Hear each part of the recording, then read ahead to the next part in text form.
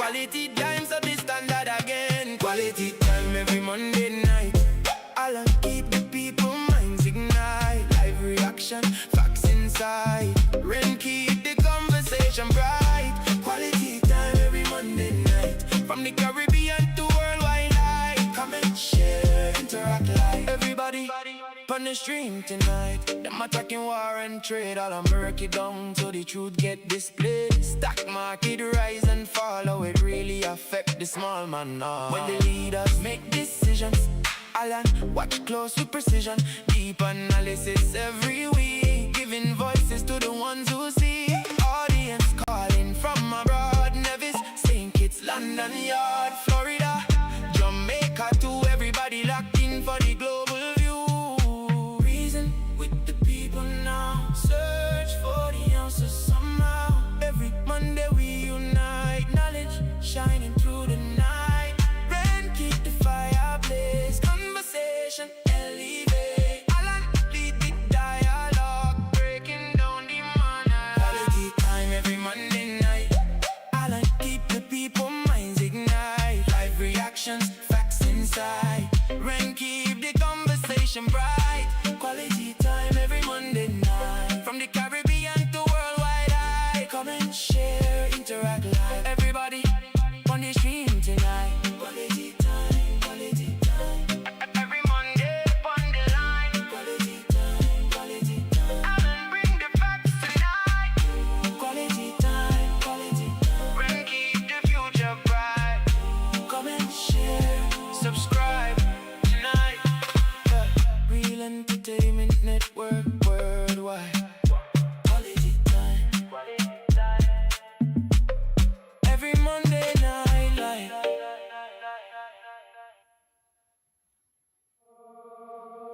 Quality time, quality time, quality time, quality time, quality time, quality time. Every Monday on the line. I don't bring the facts tonight, so the people read between the lines. Run live, everybody tune in live. Global topics, deep analysis, audience interaction every night. I lump on the live stream shop, breaking down the news and the world affairs part. From the islands to the White House, every headline get dissected right now. No noise, no gimmick talk. Pure facts when Alan start walk. Economics, politics too. Caribbean lens on the global view. Shot a light up non-stop. Viewers calling, comments drop. Everybody got a voice tonight. Reasoning deep till the morning light. We now follow every trend. We are search the truth again. Real analytics, no pretend. Quality time, so the standard again. Quality time every Monday night. I'll keep the people minds ignite. Live reaction, facts inside. Rain keep the conversation bright. Quality time every Monday night. From the Caribbean to worldwide live. Comment, share, interact live. Everybody on the stream tonight. Them attacking war and trade. All a murky down so the truth get displayed. Stock market rise and fall. How it really affect the small man now. When the leaders make decisions, Alan, watch close with precision. Deep analysis every week, giving voices to the ones who see. Audience calling from abroad. Nevis, St. Kitts, London Yard, Florida, Jamaica, to everybody locked in for the global view. Reason with the people now. Search for the answers somehow. Every Monday we unite. Knowledge shining through the night. Rain keep the fire blaze. Conversation elevate. Alan lead the dialogue, breaking down the money. Quality time every Monday. Good evening, everybody. July 13th, 2026. I'm gonna give you a little quick perspective, something I was able to see. Hope everybody's feeling good. I hope everybody had a good weekend. Moving into the cultural setting, I see that they had the semi-finals. I don't even went back to check to see what the results were of that. But congratulations to all who would have made it to the finals. One thing that did come to my mind when I was looking at the semifinals is that we unveiled the contestants for all the other shows except the Calypso show. And I think that there should be some kind of unveiling also, some kind of way that we go get to see who the persons are who are going in for the Calypso show. I think that would be a beneficial thing. Maybe that's something that the authorities could think about. Just an idea. Additionally, additionally, congratulations to the Charleston Primary School. They would have won the Renaka Morton cricket competition. There was some outstanding performances with the bat in the competition. And I think that the MVP, I've never heard of somebody making that much runs in primary school cricket, and I've never heard of somebody taking that many wickets. I think both are records. It seems to me to be the greatest season that we have ever had in primary school cricket has just happened this year. So congratulations once again to Charleston Primary School and to the MVP of the tournament. As I say, outstanding performances.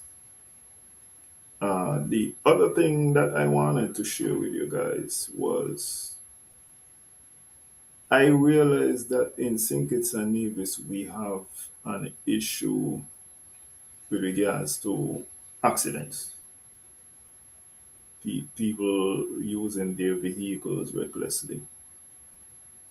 This week I had an experience where I was able to see somebody do like a test. If you have citations in the United States, then you might be called upon to do it's like a refresher course to let you to inform you about certain things. And it's not just even on the road. It's how much alcohol you could consume, how much alcohol your body releases, how it processes it, how it affects you. There are things where if you get a DUI, which is driving under the influence, they will install a device into your vehicle and all of the vehicles that you own, by the way. And before your vehicle start, you will have to blow into that device in order to confirm that you are below the legal limit. I only say all of that to say that I find that the response in the Caribbean is generally to escalate the penalties, escalate the punishment, and it seems to me that we are missing the education. I think that there could be an opportunity where you, of course, this is something that you would have to pay for.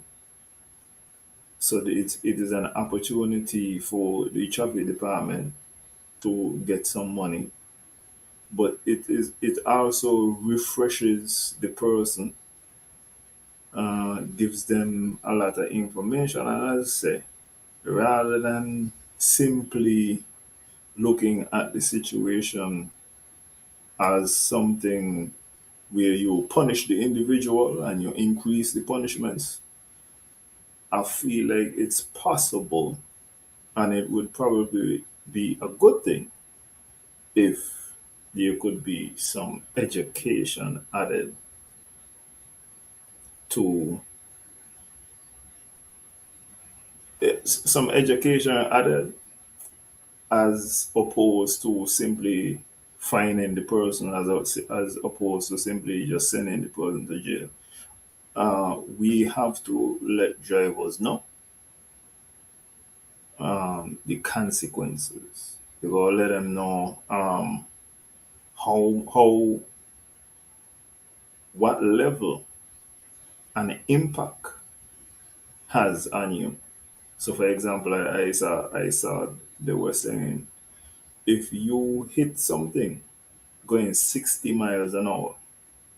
It is the equivalent of jumping off of a 9-story building. That is important to know. When you hit something as well, your organs in your body continue to travel at the speed that you are going. So, as I said, there is ways that education can be used to help to create more awareness. I feel like as people become more aware of certain dangers, as people get more smarter, then they could also make smarter decisions. Anyway, I feel like that is enough yapping for now. We're gonna get into it right now. First thing I'm gonna do a small little victory lap. This first topic for discussion. First thing what we're gonna discuss is the CARICOM secretariat situation. So let me go straight into that. Listen, do not play with Trinidad and Tobago Prime Minister Kamla Prasad Bisesa. She is a strategist and a woman on a mission to get exactly what she wants. Yes, ladies and gentlemen, it seems like Prasad Bisesa is making progress. No, she ain't a strategist and I think anything. No, she is on a mission to get what she wants. But as far as Kamala Bisasa being somebody who is playing nine-dimensional chess and nah, that's not what's going on here.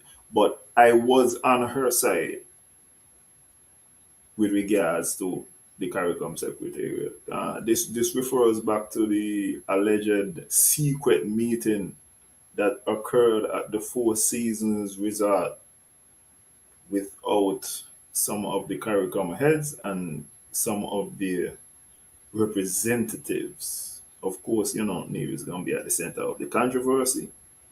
So, just to refresh your mind, the CARICOM Secretariat, they were having a vote on whether she should be extended essentially, and Kamala took issue with the process, saying that some of the members were not present.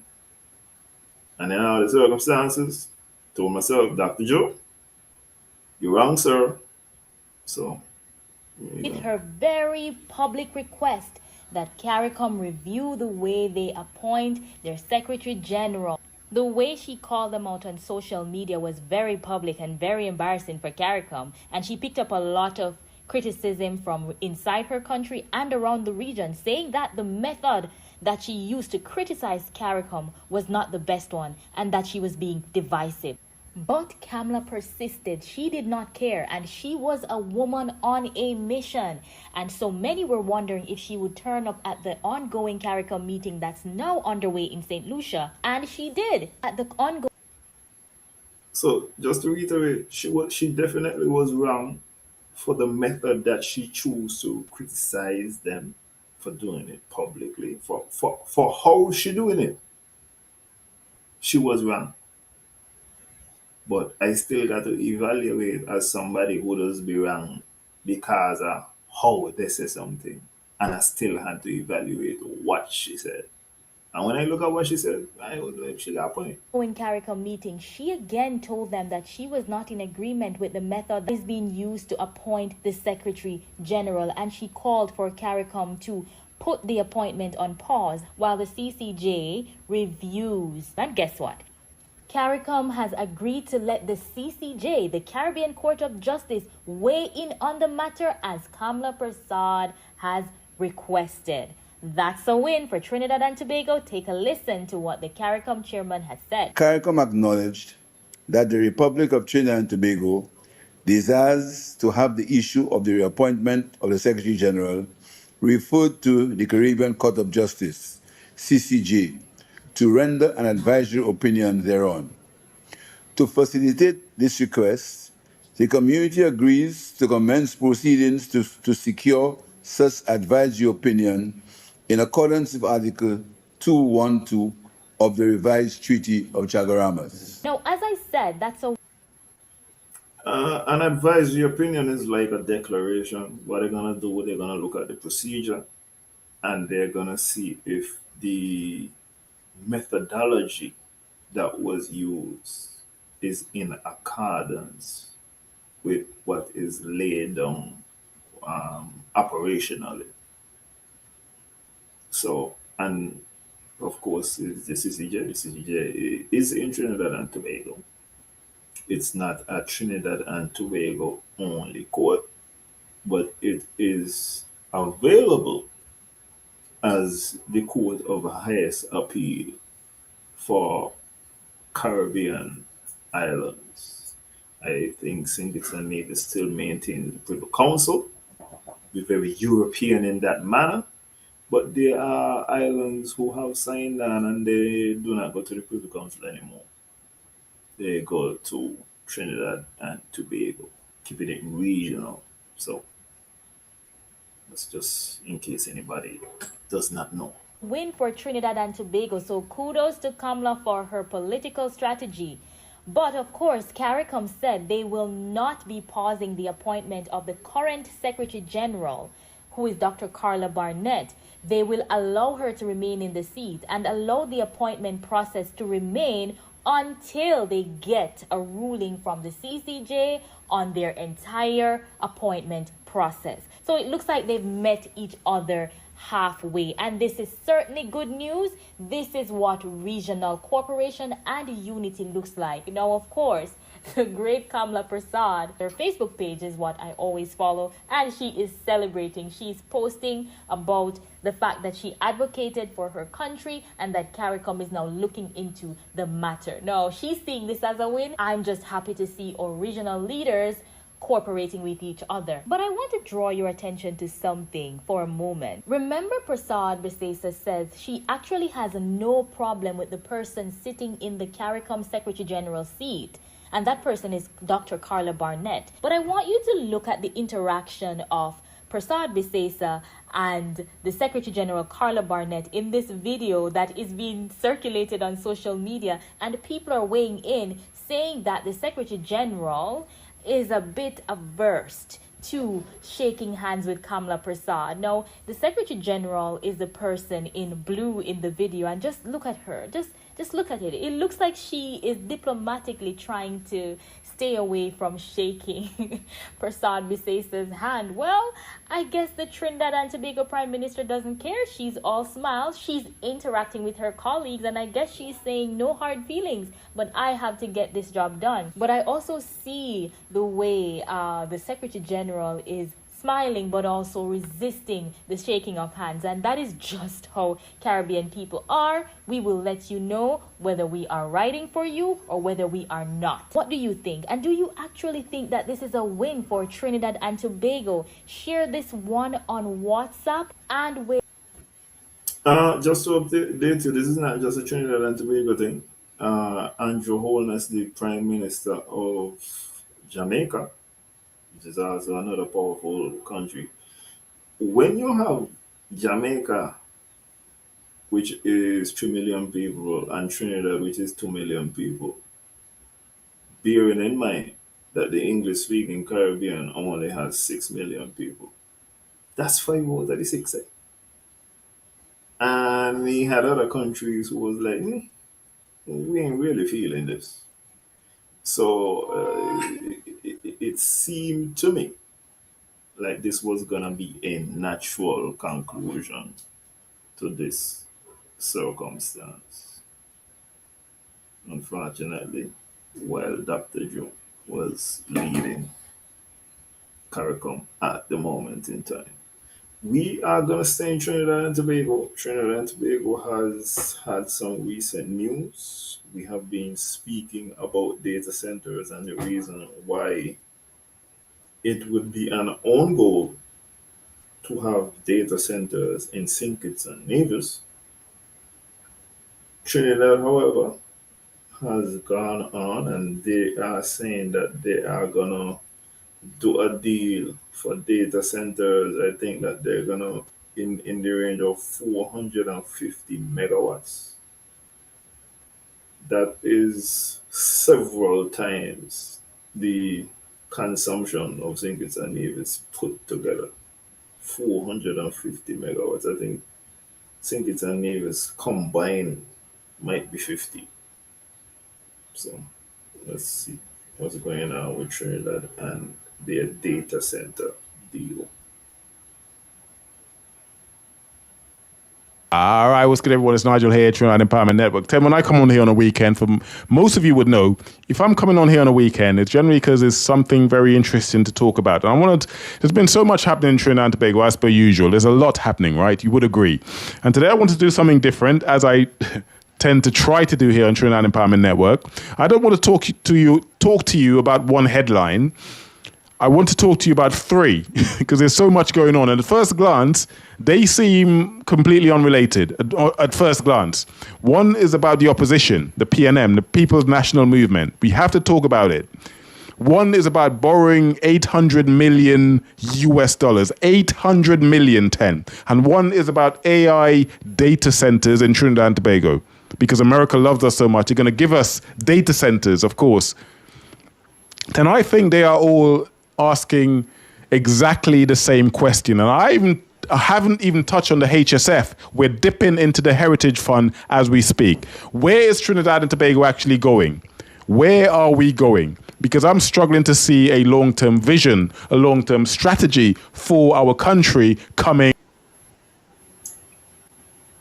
No, this is not somebody who lives in Jamaica. This is a Trinidadian.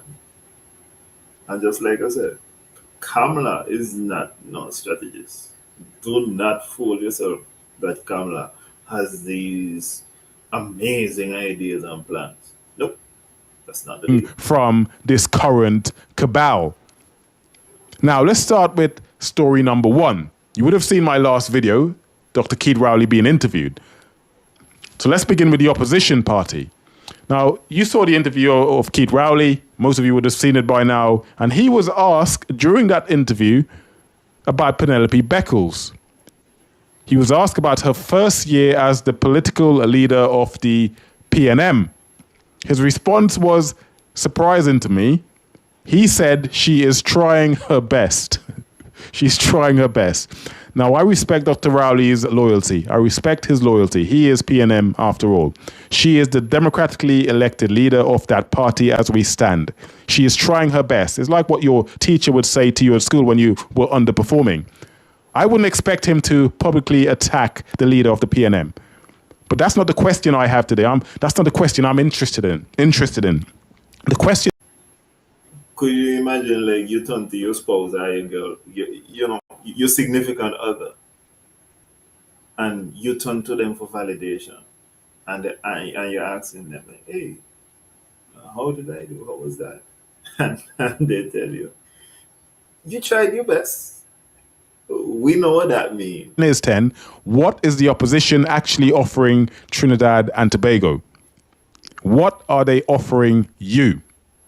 Because the job 10, let me remind you, the job of an opposition isn't simply to criticize a government. Its job is to convince the country that they are ready to govern. Please like and subscribe to Trinidad Empowerment Network. Do it now. A lot of you are Yeah, just like how you say like and subscribe. Like and subscribe with Real Entertainment Network, please. Interact, like, share, subscribe, comment with us. Your participation allows us to do more and more. Your reach allows us to get different guests, different outreach, different opportunities. And so your participation with the show is appreciated. And I appreciate this brother here as well, because he's echoing something that when I say it, it feels like people who are members of the opposition get offended. They feel like their job is to criticize the government in power. And while I understand that that is a part of the job description, to understand the issues that are facing the people, you have a greater responsibility. And your responsibility is not even just to say that you are ready to govern. You have to offer an alternative vision that people could buy into. If there is not any apparent alternative vision, if, as we look at the, I can't even remember the name of the party, but the new party for Cleo now, which seems to be going under the motto of Kumbaya, my Lord. Everything is, they want people to be together and they want to be for the people and all of this. That's fine. That is not an alternative vision that is showing that you are ready for any type of politics. Even when we look at the rise of, there are so many new parties, so many new independent candidates, until you are able to articulate your position, why people should vote for you. I can tell you, if I was going to run for election right now, me Alan Powell, I would be talking about housing, healthcare, education, the economy. These would be the things I am hitting, and I would build something around that. I mean, also like the working class. There are so many different angles you will come with. I do not feel like the people are gonna buy into Kumbaya, my lord. I do not feel like the people are gonna look at an opposition who is merely critical of the party in power and say, yeah, me can go vote to them there. Well, why? You have not presented an actual story. You haven't given people anything to buy into. So, sorry for the rant, but he's spitting. So I had to spit too. Still not subscribe, please do it now. Are they ready to govern? And that requires something much bigger than the nonsense we see, political attacks. That requires strategy, a vision. Tell us what Trinidad will look like under your leadership, under your government. That's what we want to know. Get us excited to want to vote for you. Tell us what industries you will build in Trinidad and Tobago. Tell us how you plan on indeed diversifying our oil and gas dependent economy. Tell us how you will prepare our children for our artificial intelligence, which is coming whether we like it or not. Tell us how you plan on reducing crime, which is a bane of everyone's life in Trinidad, beyond simply promising more police officers and more prison. Don't just tell us why the government is wrong. Tell us why you are a better alternative. I'm sure you would agree. Let me know in the comments. I know you would do. Once again, I've been saying this for months now. This is something that I'm very consistent with. The mere cussing of the government, for me, is not going to work. If you think that that is your job, I think that you misunderstand politics. If you think your job is merely to be nice and not to have an opinion, I'm neither on the left or on the right. I also feel like that is a mistake as to what politics is about. Tell us your vision. Why should I vote for you? Not just all the time why you should not vote for them. That's not good enough. Because then respectfully, trying your best isn't a national strategy. Respectfully, Dr. Key Rowley, trying your best isn't a national strategy. We need a heck of a lot more than trying your best. Now let's talk about story number 2. This one is it shouldn't come as any surprise to you then. The government has successfully borrowed another what? Another how much? $800 million on the international market. $800 million. My goodness, what is happening to this country? Now, many people celebrated. I've seen it on social media. Celebrated because the bond was oversubscribed. Let me explain. But that's not the only story, by the way. That's not.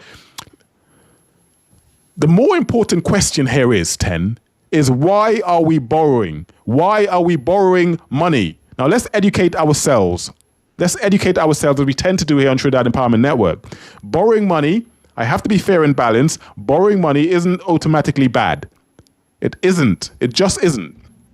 Businesses borrow, families borrow, you borrow, countries borrow. They don't care how rich the country is. America borrow, China borrow, they all borrow. The real question is, why or what are you borrowing that money for?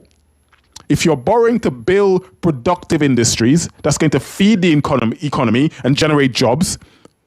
If you're borrowing to generate exports, if you're borrowing to generate foreign or earn more foreign exchange, that can make the country stronger. That can strengthen the economy. So borrowing is not necessarily bad. It's not necessarily bad. But if you're borrowing simply because it's a way of paying today's bills whilst creating new wealth, tomorrow's taxpayers essentially inherits today's debt. Tomorrow's taxpayers will inherit today's debt. And that's why economists are asking the obvious questions, not because borrowing is inherently evil, like I explained to you, but because debt without growth eventually becomes a burden on the country. And we are in enough debt as it is. Now, story number three, the AI data centers. You would have seen this a lot on the news. Well, my thing on the borrowing, just to reiterate what he's saying, if you're going to borrow because, for example, when we look at the airport project, if we are going to borrow to do the airport project because we feel like we are going to make massive returns, and so we are going to be able to put back the money and start to make a profit, I feel like that is a good investment. However, I have the history of the Ransomware International to take into consideration. In terms of, I remember going to the ceremony when the name actually changed to Ransomware International. And it did not last 10 years, and I don't know that it paid back for itself. I would venture to say that it has been a drain. And this is based only on the Premier's words and how he speaks about the airport. So it's going to be very important now when we're putting in much more investment into the airport this time around, that there is some way to substantiate it, and the substantiation comes simply from dollars. The government says, the government says AI data centers are planned to open in Trinidad. They're planning to open data centers in Trinidad. Data centers are destroying lakes and rivers. These facilities tend to run hot, and it turns out that water is the main resource they need to cool them down. Massive amounts of water. And the even bigger problem is this. The water tends to not return to where it came from afterwards. It evaporates. And sure, it might go into the air and become rain like we learned in school, but it doesn't go back to the lakes and rivers, meaning when they're gone, they're gone. And in some areas, they're going fast. Now, according to the Most Policy Initiative, it says up to 85% of the water data centers use evaporates and does not return to the water supply. For the parts that do return to the water supply, well, that tends to include all the solids that were in the water. And that can have a negative impact when it's poured back into the water source. Typically, that's going to mean more salt, but it could also include higher concentrations of contaminants. And that water then goes back to the fish and out of your faucets. And when everything is taken into account, what that means, this is costing many states a whole lot of money, which means you're paying for it. Now, before anyone... There is some new data center cooling technology that may alleviate this issue.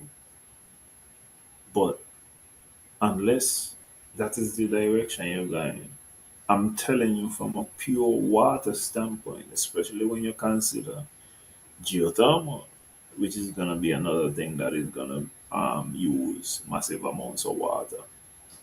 And data centers also require fresh water, 85% of which will be evaporated, never to be seen again.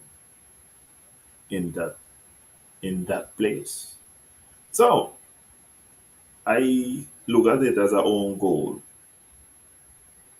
If data centers are brought to St. Kitts and Nevis, I can't see how it would be a viable situation. Labels me anti-development because you know I'm not. I'm the polar opposite.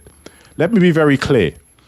I welcome investment into Trinidad and Tobago. That's all I want. I want everyone to invest in Trinidad and Tobago and the Caribbean. I welcome technology. I welcome diversification of our economy. But I also ask questions.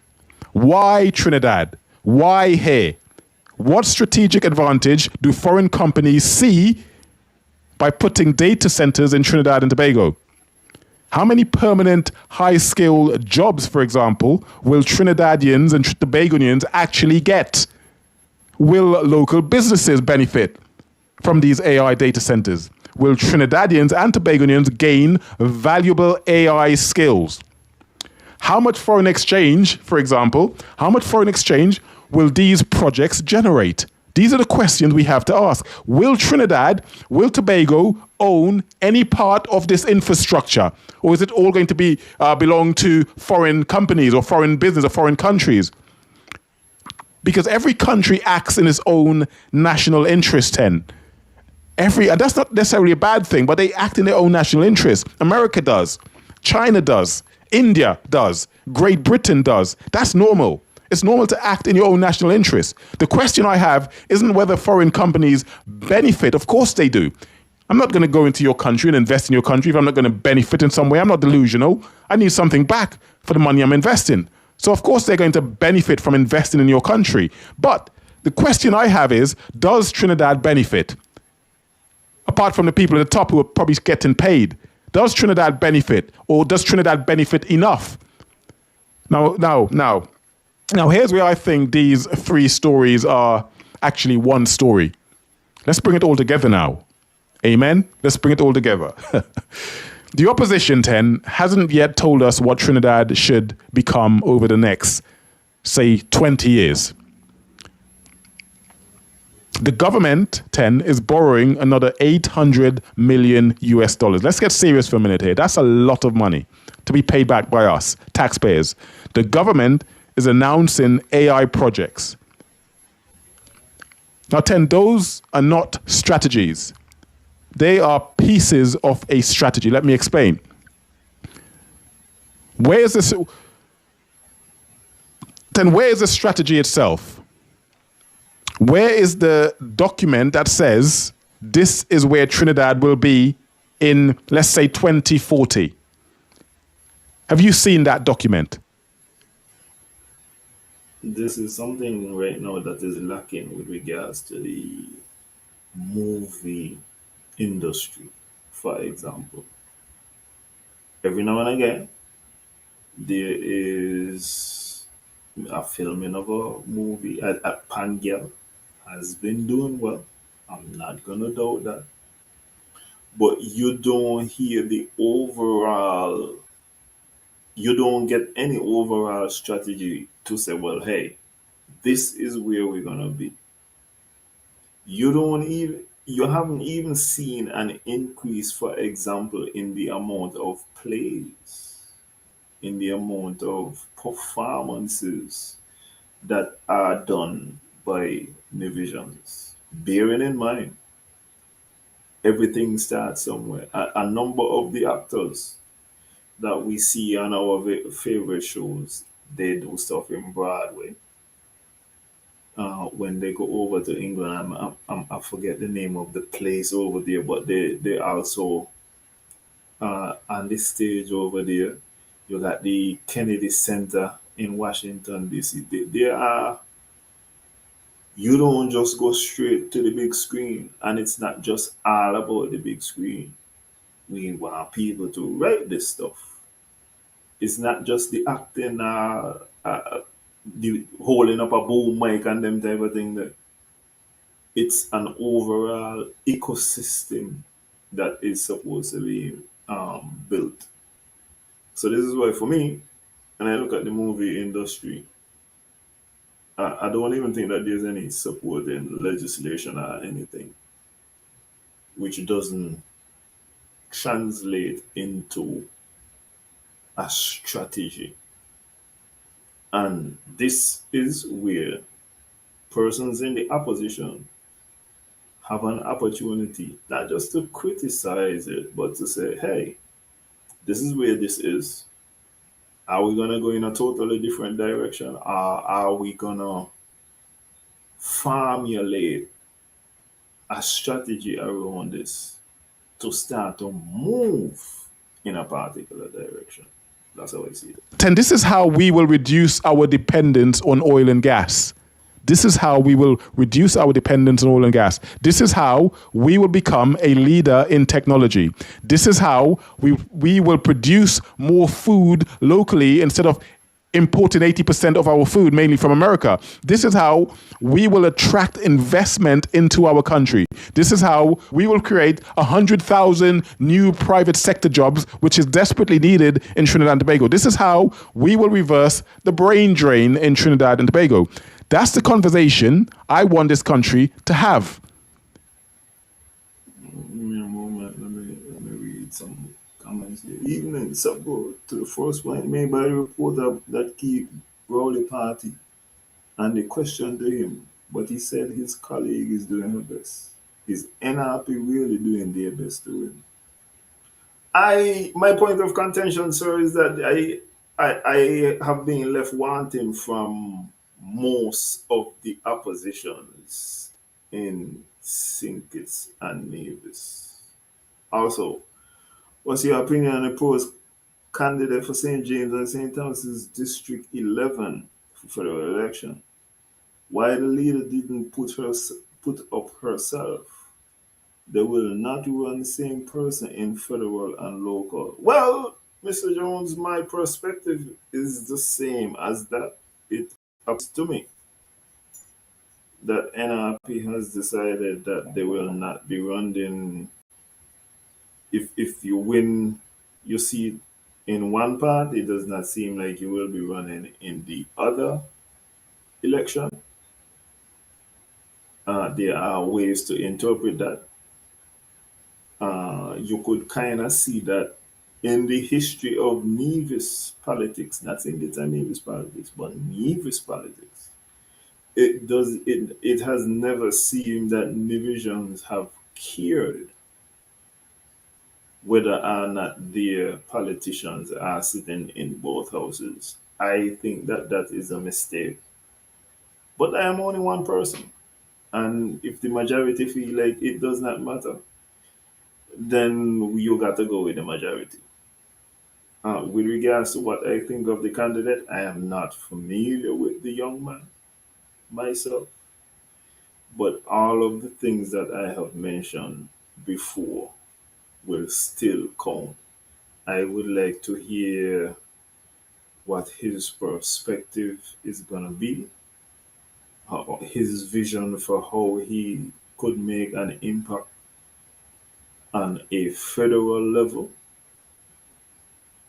I have thoughts, but they're just thoughts. His thoughts are the thoughts that are going to matter the most at the end of the day. This is what I want to hear coming from the opposition. Now, one of the biggest mistakes we make in Trinidad is confusing announcements with a vision. We hear all these announcements all the time. How many times have you heard this one's happening or Petro-Trin's opening or this? It's all announcements, it's all nonsense. Announcing a project isn't a vision. It's not a vision. Borrowing money, 800 million US isn't a vision. Winning an election isn't a vision. You hear that? Winning an election, being a serial winner, bragging about the amount of winning that you do. Even that in and of itself is not a vision. Which means that it's kind of, you could knock it off if you have an alternative that is appealing, as I have been saying. Another thing here, my thing is that the Destiny Project has to sign off on the federal government the prime minister, if they're against the Destiny Project, they should be trying to win federal seats. Best chance to win. Well, and in addition to that, this this next federal election for me, I don't see any party winning a majority of seats. Could be wrong, but the thing is, Labour Party does not seem to me to be the strongest that I ever see them.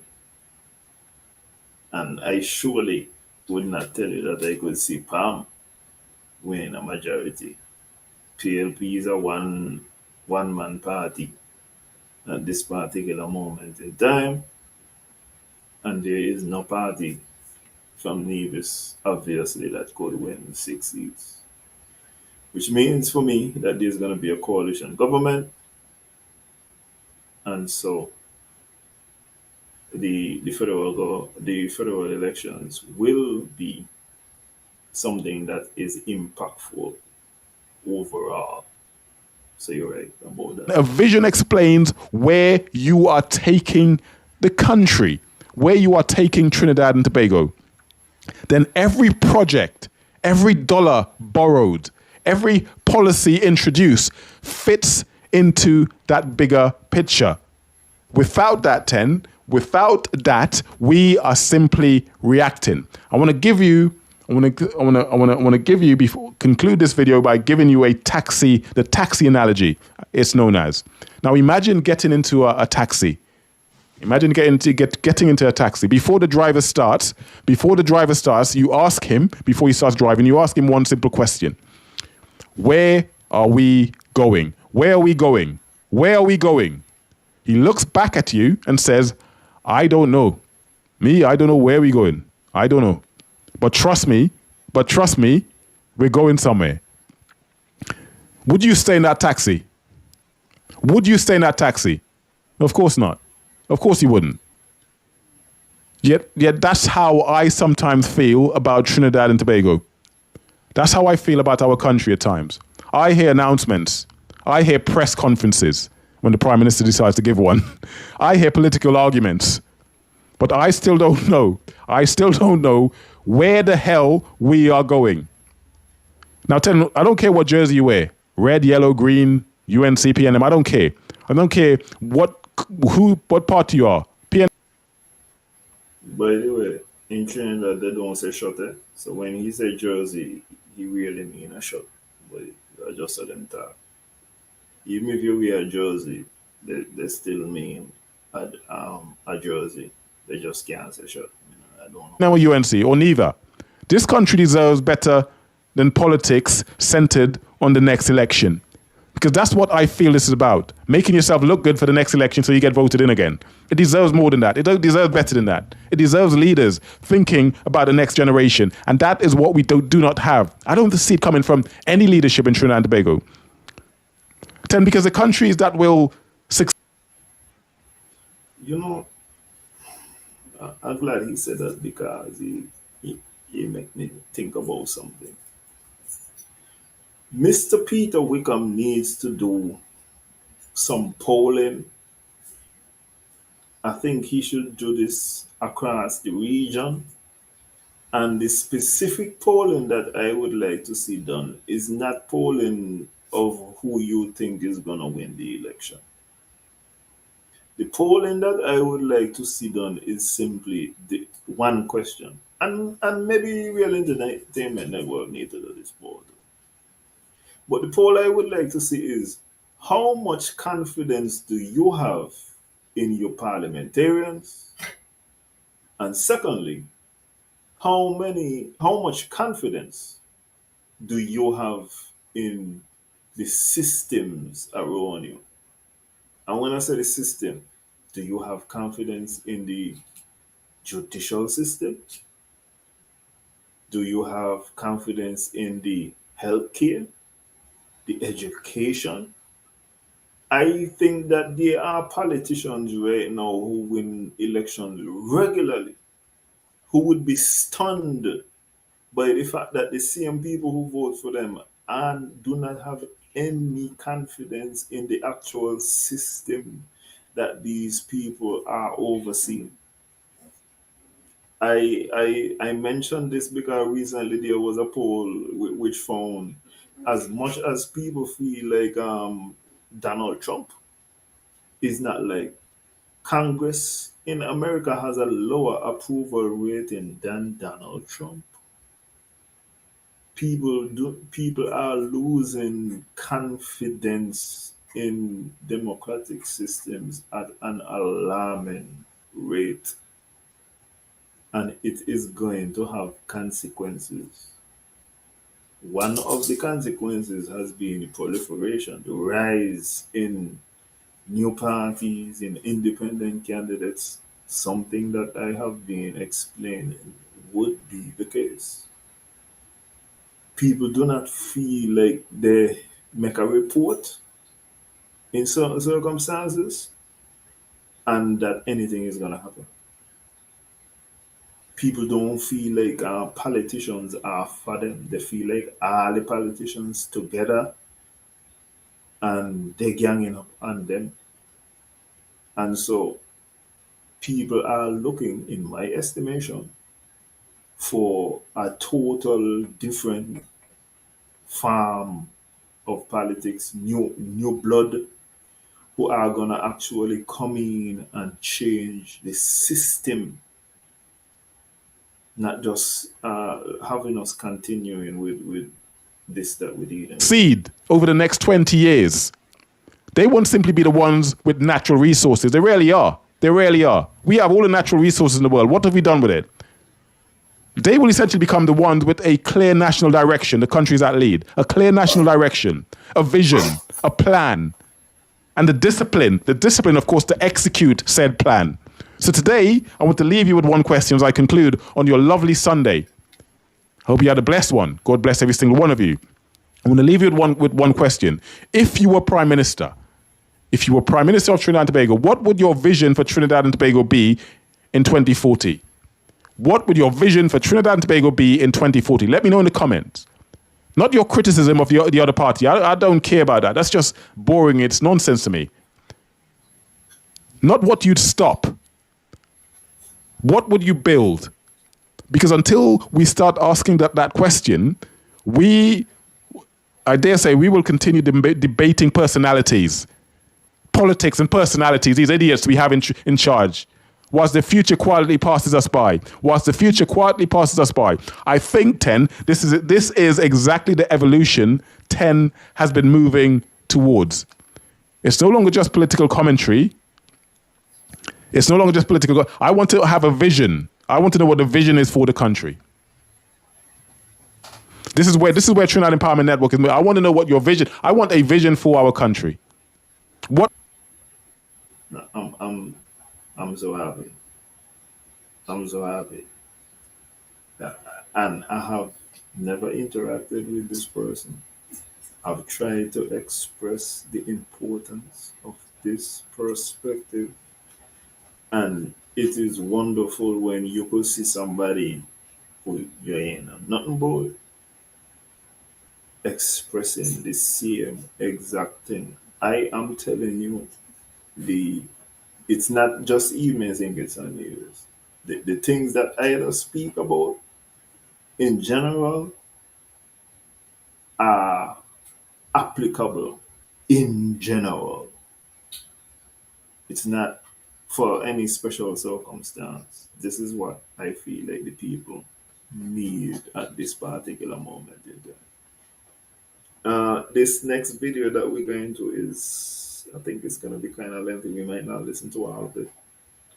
But it is Mia Mottley. She was recently in Nigeria, and unlike certain prime ministers, when Mia Mottley speaks, her conversations tend to make worldwide news.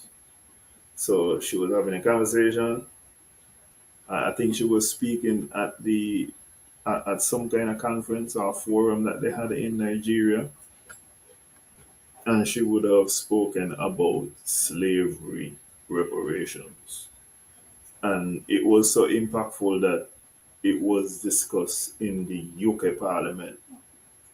So we're gonna get into what she said right now. Full credit to the original broadcasters of this footage. Thank you. Thank you very much, Master of Ceremonies. President of the Republic of Ghana, His Excellency Nana Akufo. And by the way, don't tell anybody from Barbados I said this, but me and Mottley is by far the best leader in the English speaking Caribbean and might just be the best in any Caribbean island. English, French, Spanish, Dutch, whatever you want, whatever language you want to speak. Me and Mottley might just be the boss of all bosses. She may be the final boss. She may be Rio Mensukuna. She might be perfect self. She is the boss at this particular moment in time. So, gotta give it to her again. She knows how to do this. Addo, and First Lady of the Republic of Ghana, Mrs. Rebecca Akufo-Addo, Vice President of the Republic and Second Lady of the Republic of Ghana, Your Lordship, the Chief Justice of the Republic of Ghana, honorable members of the Council of State, ministers, members of Parliament, members of government officials of Ghana, traditional rulers and religious leaders of Ghana, members of the diplomatic corps, and indeed my own Minister of Foreign Affairs and my own ambassador, distinguished Ghanaian citizens all. Today I am filled with such. Yeah, I apologize from the beginning because I said she was in Nigeria and clearly she's in Ghana. So, still on the west coast of Africa, neighboring countries, but I'm not going to be ignorant and like a number of people and talk to you like Africa is one country. It's 52, 52, 53, 54. It's 50 something countries for sure. And Ghana is not Nigeria. Never mind that both of them are the west coast. Hope. And I am so happy to be here with you to celebrate the 65th independence of your country. On behalf of the people and government of Barbados, I extend congratulations, our warmest congratulations to you on the attainment. No, you have to call me. I realize the conversation is going on. No, both of us all the same opinion, and I've spoken to persons on NRP. They may not speak up, but I am with you. I may be wrong. Well, we may all be wrong, but overall, I think we want the best. Something I want to point out immediately, I don't have all the answers or all the solutions. But does NRP really have the luxury for a total of 8 candidates? I think that all of the parties in Nevis should be able to produce 8 candidates.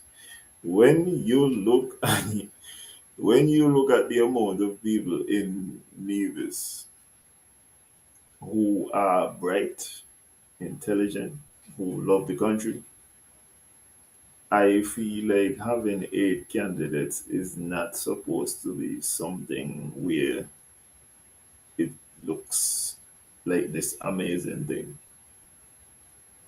In certain circumstances, you're talking about 2 persons in an area. 2 smart persons who want the best for Nevis, who will articulate themselves. I do not feel like that should be a tremendous ask. However, these are questions that we would have to hear from the NRP leadership. I don't know when the next time Janice would be presenting herself somewhere in public, but these are questions to ask her to find out what her particular perspective is going to be. Nevis parties have to be on alert. Parties and syndicates will need them. Agreed a coalition or unity again. Yeah, it just seems like the logical thing that's gonna happen. Good evening, Larry Wharton and Rusty Live say I'm listening. All right, Rusty. I hope you hear. I hope you hear. I hope you hear some kind of sense, bro. I'm trying. Of this milestone. For us, you were the beacon that shone the light almost 1 decade before we came to that old moment ourselves.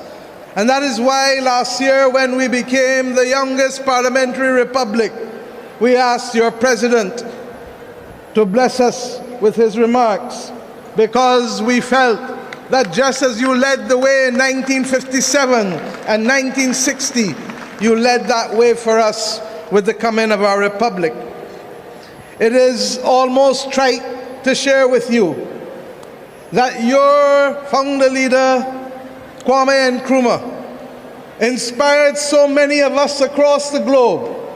After decades and in some instances centuries of colonialism and exploitation, the capacity to rise and to be able to say that we can, we shall, we will. That simple example gave so many of us the courage that we too could and would and should.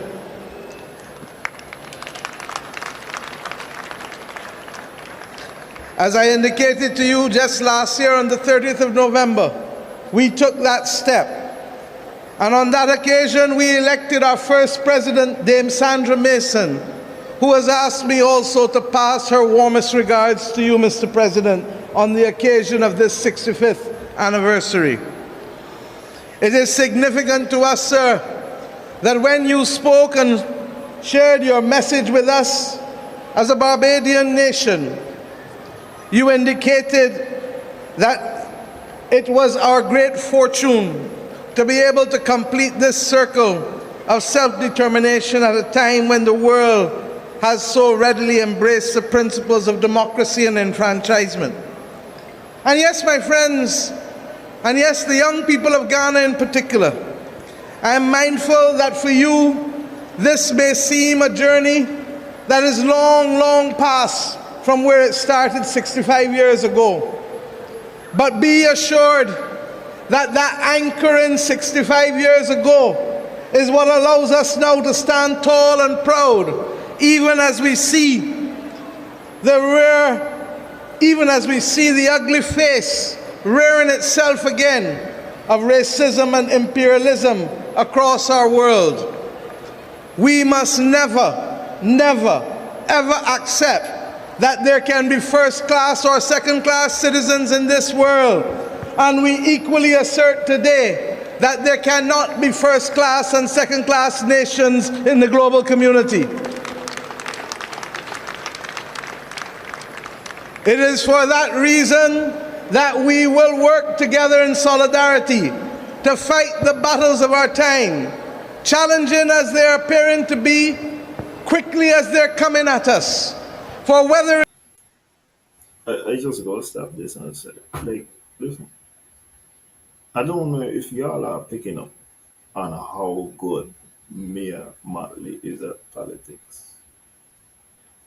I don't know if you're seeing how she has command of the audience, how she looking all around so that everybody could understand, yeah, I'm talking to you. She glances at the paper because it's a long speech, of course, but she is making eye contact.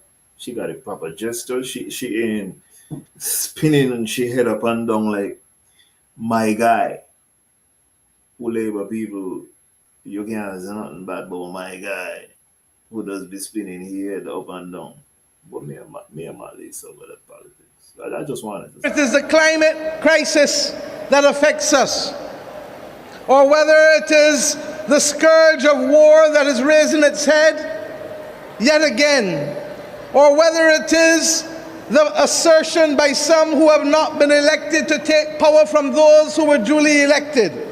We have a duty to stand tall and to protect the principles of democracy and the principles that are anchored in our Constitution, and the principles that we committed to in the United Nations Charter and the International Covenant of Civil and Political Rights. These may sound like a lot of big words to many of us, but the truth is, they are simple anchors that assure that each of us deserves the right to be heard, the right to be seen, and the right to be cared for. My friends, African-Caribbean solidarity received a new boost on the 7th of September last year when we came together for the first ever African CARICOM Summit. I want to let you know that it was your President's visit to Barbados in 2019, along with President Kenyatta, that allowed us, as I was getting ready to chair the Caribbean community, to agree that we should have that first summit. Alas, COVID visited us, and what was to be the first summit of June 2020 ultimately became the summit of the 7th of September 2021. My friends, out of that summit, we agreed to establish a permanent forum for African and Caribbean territories and states, and that forum would be jointly coordinated by the African Union and the CARICOM Secretariat. We agreed also to take steps that the 7th of September shall forever be known as Africa CARICOM Day. And we ask you, our brothers and sisters in Ghana, as we will in Barbados, to celebrate that day with the knowledge that those of us across the Atlantic can never be divided, not even by the forces of history or the passage of time.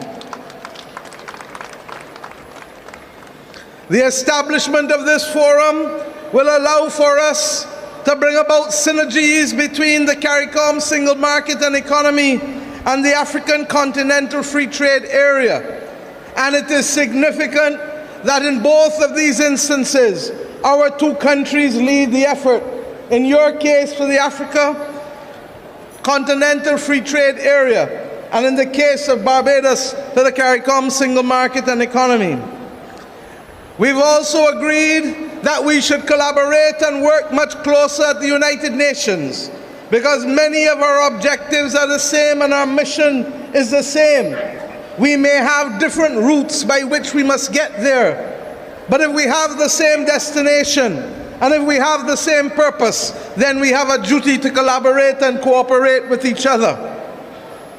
We've also agreed that that collaboration should be heard as we raise our voices against the inequity of vaccine distribution that has bedeviled our world as if there were truly first-class and second-class nations of the world. We reject that. We reject that. We ask ourselves to cooperate equally on the matters of the climate crisis, and we do so conscious that each of us is affected.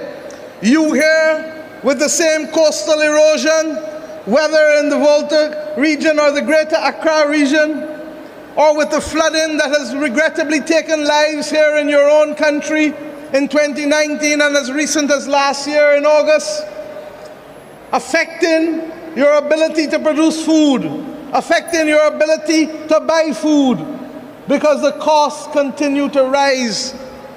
And now that it is compounded by the realities of the pandemic and the realities of the war in Ukraine, we expect, regrettably, that there will be difficult times, that there will be increases in prices continuing.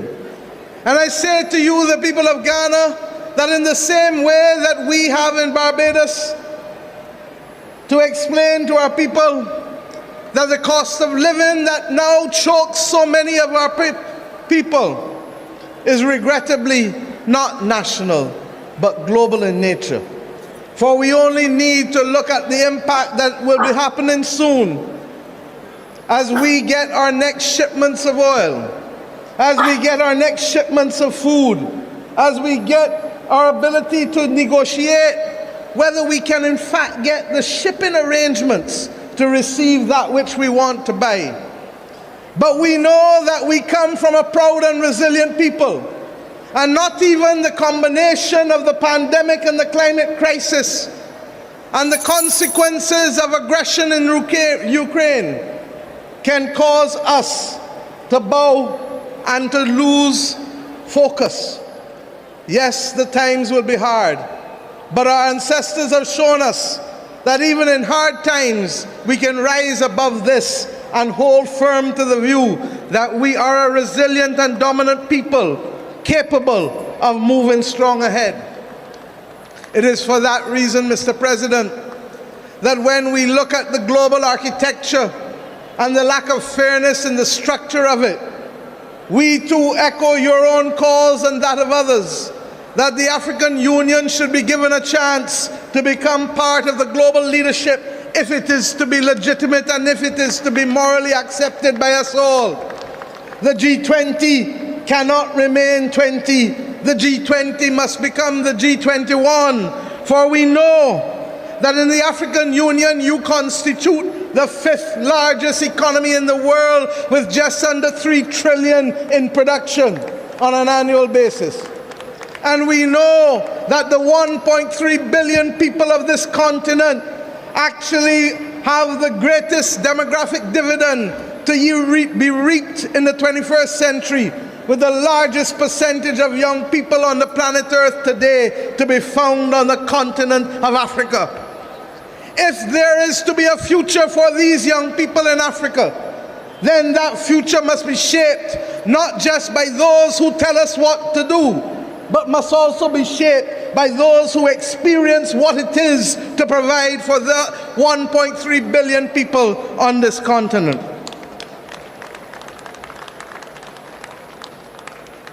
My friends, we stand in solidarity and in unity with you on these great issues.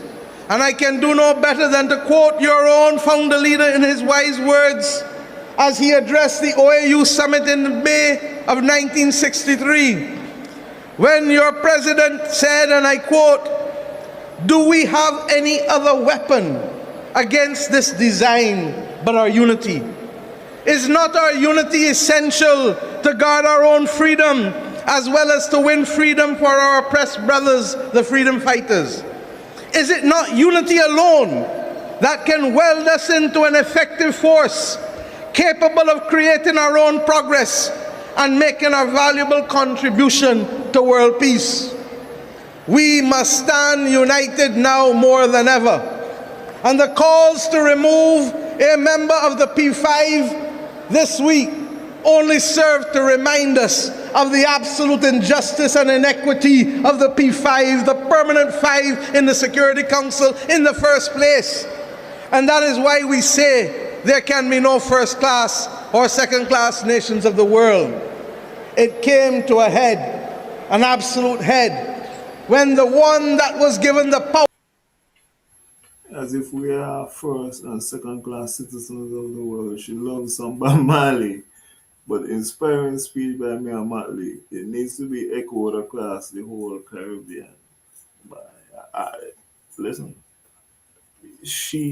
when me and Mottley speak, I feel like it is worth at least gaining a couple of moments in time. She is empowered. To veto, literally this week, ensured that that veto literally made the United Nations almost useless in its capacity to save the people of Ukraine as they faced down the weapons of Russia. We say today that it is not only there that there must be change. We ask the world to also recognize that the international financial institutions cannot accept that two countries, namely Greece and Ghana, can go to the market to borrow money, have the same credit rating, but Greece must be able to borrow, and regrettably, at a fraction of what Ghana must now pay for the cost of capital. That is and cannot be part of a fair and just world in the 21st century. And why must it change? Because in a very real sense, even though we settled the individual rights, to protect each and every one of us.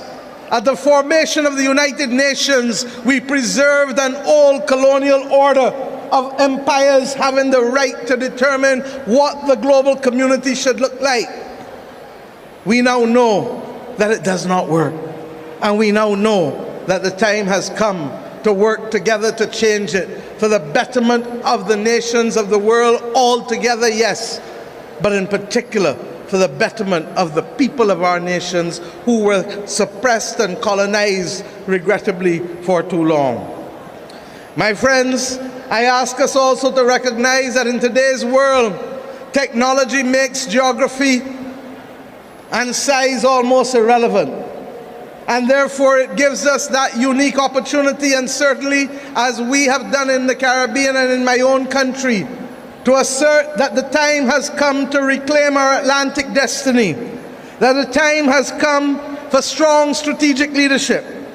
And that is why we have come to look to you on so many things for partnership as you have looked with us.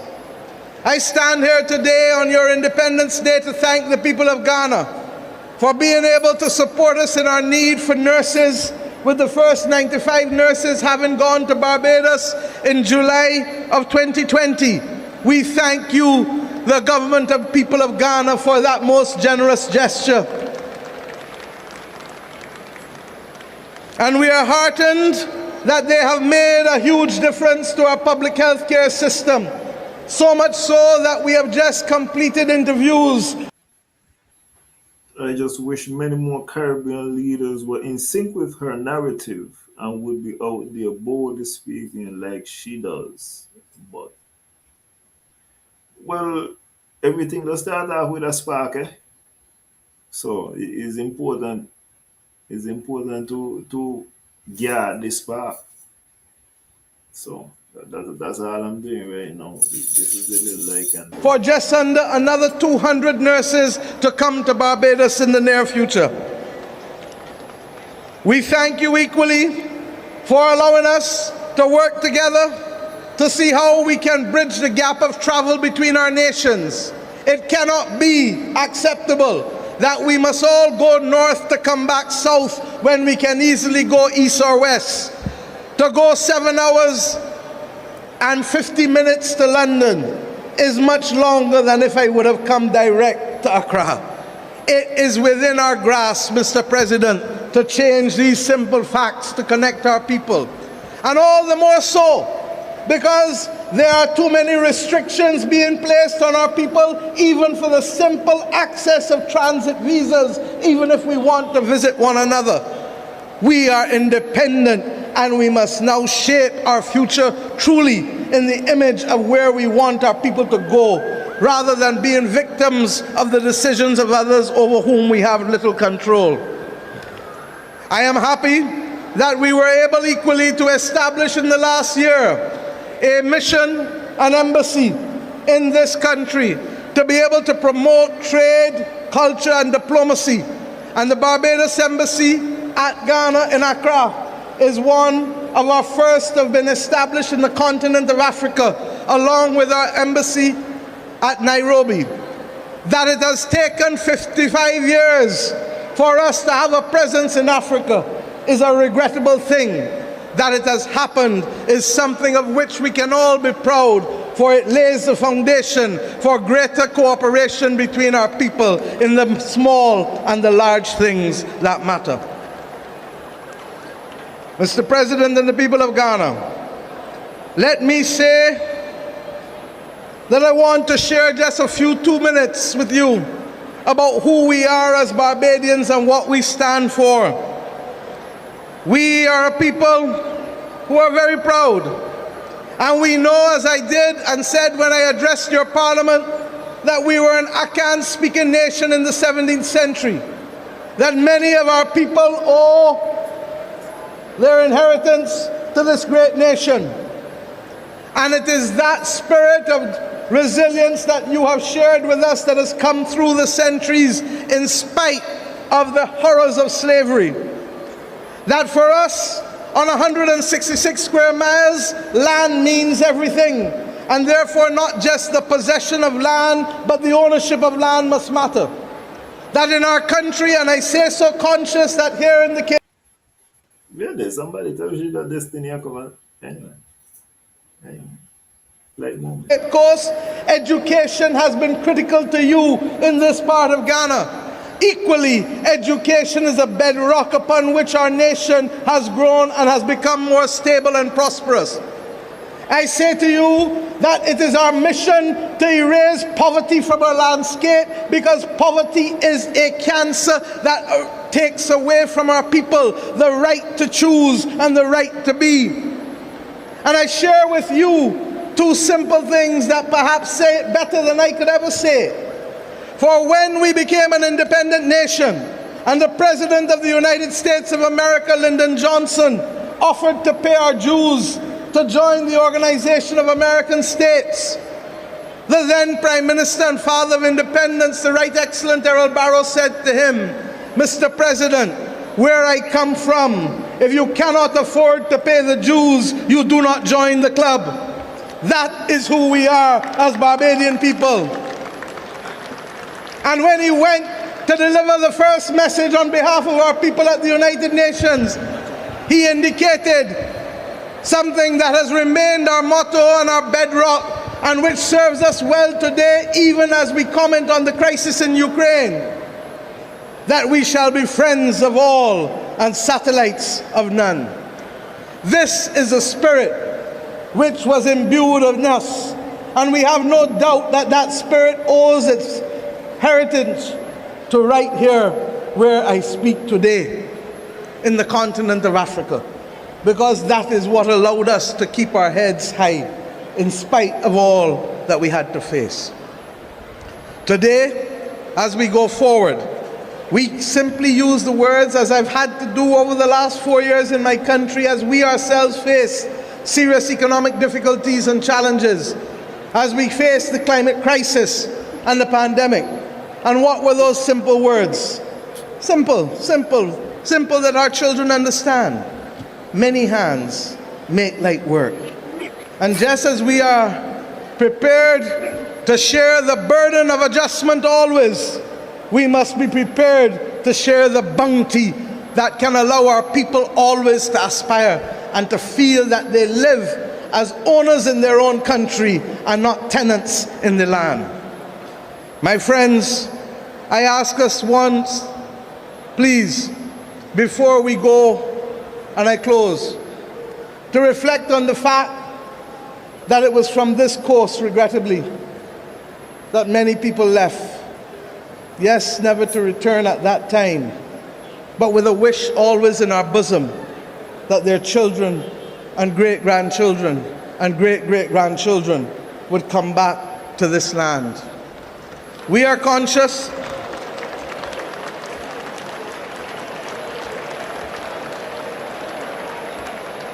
it is emotional.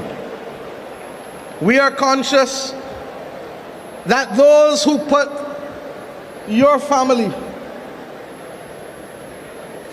in those castles, those horror houses, whether here or in Gorée, did it because they simply did not see you, hear you, or care for you, and did it solely for the purpose of profit and solely for the purpose of power and dominion. It is regrettable that those same motives are showing themselves on the landscape of the world today. And if ever there is a people who can speak out against it with a moral authority, if ever there is the capacity for global moral strategic leadership, Mr. President, it must come from those of us who were affected on both sides of the Atlantic, those of you who lost brothers and sisters, and those of us whose great-grandparents and great-great-grandparents suffered the indignity of being treated less than human. We have come to this point today to say to these young people who sit opposite me that it must never happen again. And to ensure that it shall never happen again, we shall build monuments that you shall never forget. And it is therefore with pleasure that I share with you today that one of your own distinguished citizens. This now is a wonderful idea from Mayor Mottley, because I always said I would tear down every single thing that had to do with slavery. Building our own monuments, building our own things to us, presenting a legacy and dedicating certain things to our African ancestry. I feel like that is a much more effective way to, as I said, dedicate the ancestors and what they went through, than simply to have these slave buildings in the Caribbean. Let's tear them down. Let we put up statues. We got the Rastaman up in Hamilton. The Rastaman could do some carvings that got to do with like African history. And there are a number of other people who could make some type of contributions. We got people who are really good at drawing. We got so much of different things we could do to commemorate our ancestors, rather than just continuing on with these old buildings and things. But that's just my perspective. I could be wrong. It's an opinion, you know. But I would encourage other people to have an opinion, to think about it, think about ways that we could commemorate our ancestors, ways that we could maintain the link, so that we don't have to, we don't ever forget what they went through, and as Mia said, to ensure that it does not happen. The David Ajay has been the person responsible for designing the monument in Barbados, the country that has had, regrettably, a relationship with racism that is a blot on our history. The parliament which I lead, regrettably, was a parliament that in 1661 passed the slave code that came to spawn all of the other laws that govern slaves in the Americas. It is for that reason that we, the children of independence, have an obligation to build a monument such that these young people shall never forget the scars of history. And that monument shall pay tribute to 570 slaves buried in the burial ground at Newton Plantation in the parish of Christchurch, Barbados. We shall equally build there a genealogical research center so that we can truly understand who and who is exactly family. Because Barbados has the second largest transatlantic slave records in history, only to be exceeded by the United Kingdom, whose ones perhaps may not be as pristine as ours for different reasons.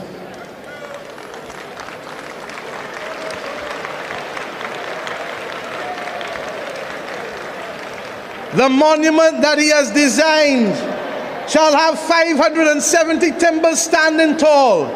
And we ask you, Mr. President, as we shall ask many of the other countries from where we have come and where we have gone to supply us with some of those timbers, so that your presence always shall be remembered by the people of Barbados whenever they visit that Barbados Heritage District at Newton Plantation.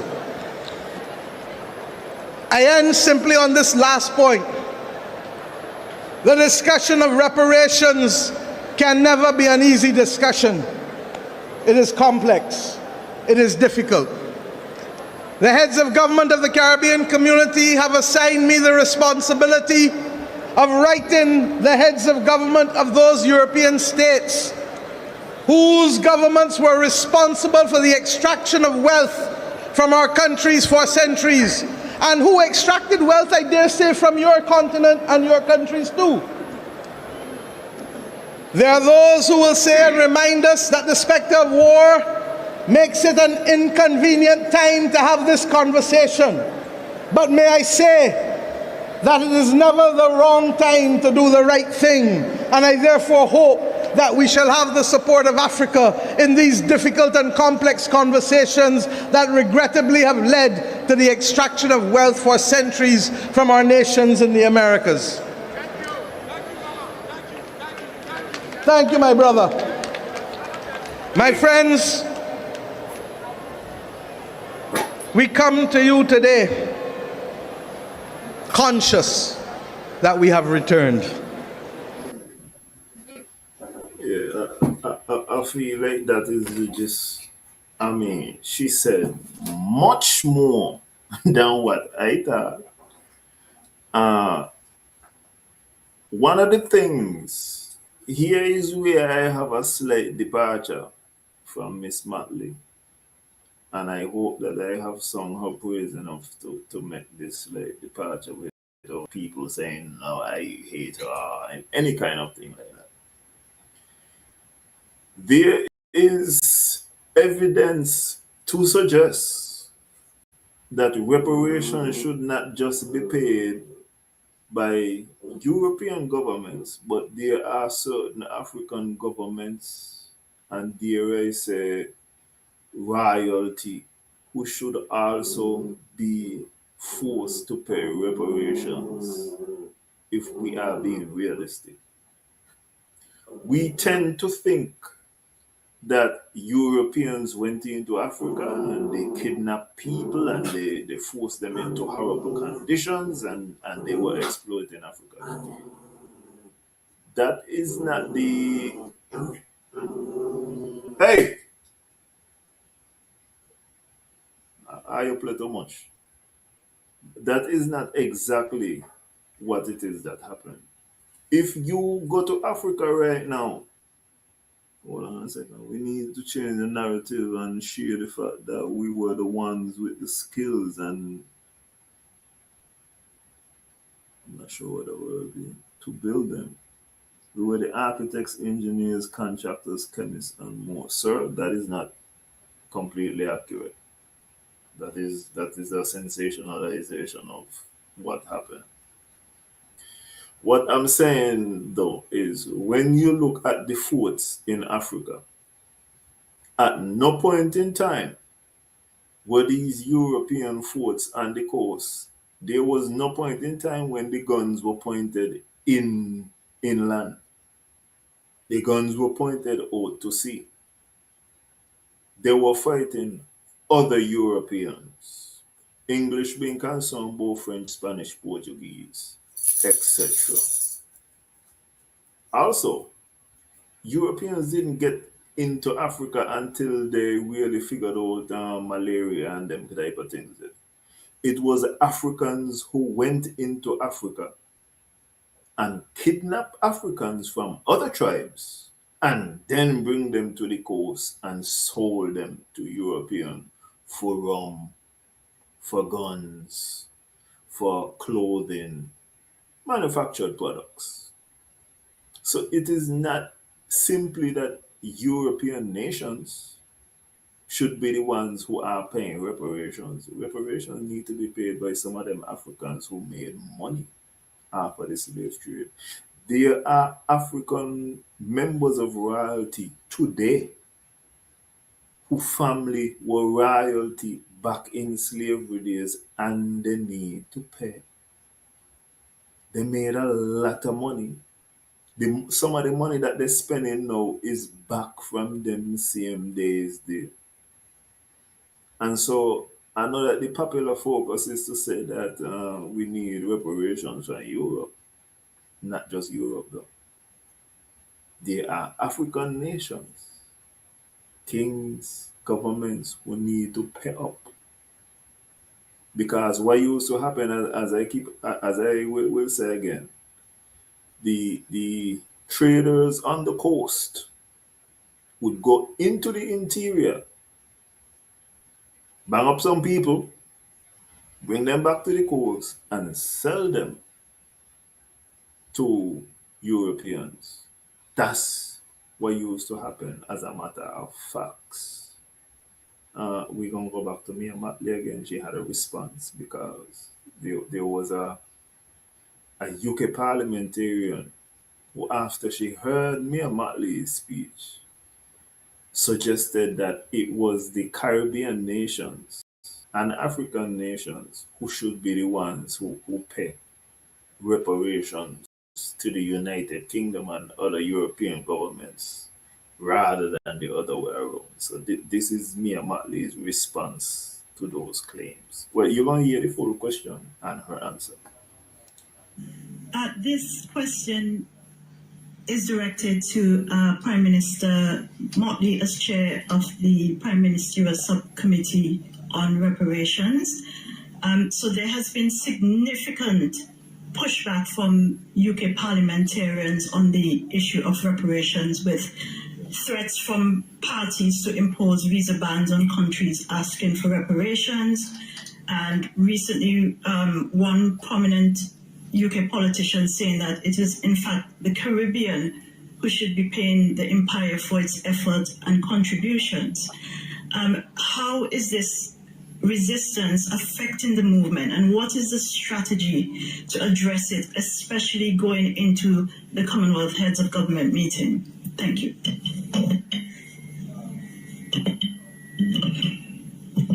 Thank you very much for the question. I'm not sure that you want me to reply to things that really are asinine. And certainly the notion that we should pay the United Kingdom for oppressing us, for enslaving us, and for treating us as chattel. And that is the difference. Slavery existed before, but this was the first time that human beings were defined as chattel. And I've been very clear all along that the 1661 Slave Code of Barbados, which predated the Code Noir, which the French have just repealed less than 2 months ago, all distinguished themselves, and all of the slave laws that followed the 1661 Slave Code of Barbados, by the treatment of human beings as chattel. We're not asking for charity. We're asking to be able to ensure that justice can be done. In 1834, the British Parliament did not need to be persuaded of that fact with respect to the loss of property because we were chattel, and the compensation of the slave owners of £20 million. I will also tell you, just to follow up on this that she's saying, the United Kingdom did not finish paying back the slave owners for their loss of property in the Caribbean until 2015. So from 1834 until 2015, families of slaveholders were still receiving money because, as she said, they had lost their property when slavery was ended, when emancipation happened in 1834. So we can actually trace the fact that there were persons who benefited from the UK. I would want to think one of them, for example, is the Pinney family from Liverpool, Pinney's Beach. Anyway. I would like to advise that those who have not yet read sufficient to understand the history do so before making comments that really do not reflect well on them. With respect to the movement, this is a global movement now. We just came from Accra in Ghana, and as you know, the United Nations passed a resolution that Ghana brought in March of this year. We have seen Pope Leo make comments in this year of our Lord. We have seen President Macron recognize that the conversation for reparations, just as His Majesty King Charles, when he was Prince Charles, at the opening of the Commonwealth Heads of Government meeting in Rwanda, stated clearly that reparations was a conversation whose time had come. I have no doubt that there are British parliamentarians who want to distract people from the domestic politics of the United Kingdom at this point in time. But the Caribbean should not be used as a prop in those circumstances. Thank you.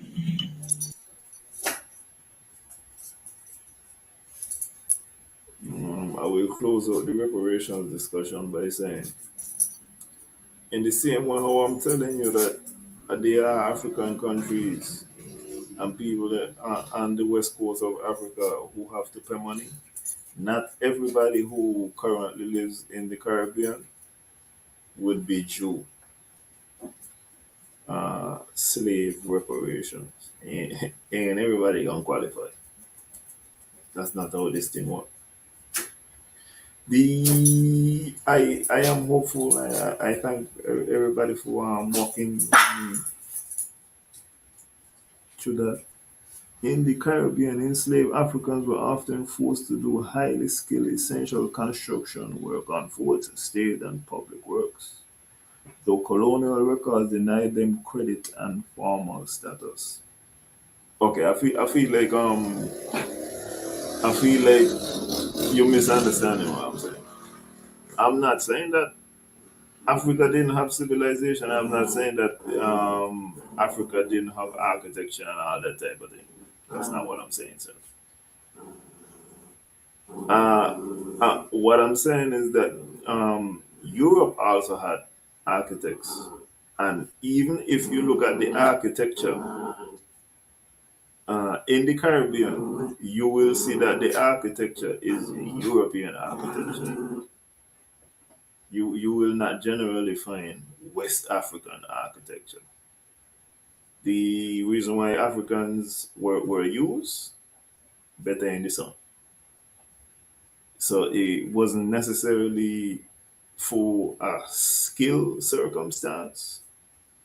It was labor for the most part. That's what I'm saying. And this is not denying that there were not, as I said, skilled persons, particularly skilled in agriculture fields, particularly skilled with the use of herbs and these type of things. I'm not saying no. But to think that Europe also did not have it and Europe did not have professionals, no, that's not accurate. The last video that we're gonna have, I have been speaking about the lack of committees, the lack of use of committees by parliaments in the Caribbean, particularly St. Kitts and Nevis. There are two standing committees, the Finance Administration Committee, and there is also supposed to be the Public Accounts Committee. These committees could bring in anybody, whether government or non-government, and ask them questions that are pertinent. You could also form other committees, like for example, we have had discussions about how much money is being lost, how much revenue is being lost to Sinkits as part of the fair share discussion. And committees certainly could play a role rather than taking these things to the World Bank, etc., etc., etc. So this next video is about committees and how they work in Europe, well, particularly the UK.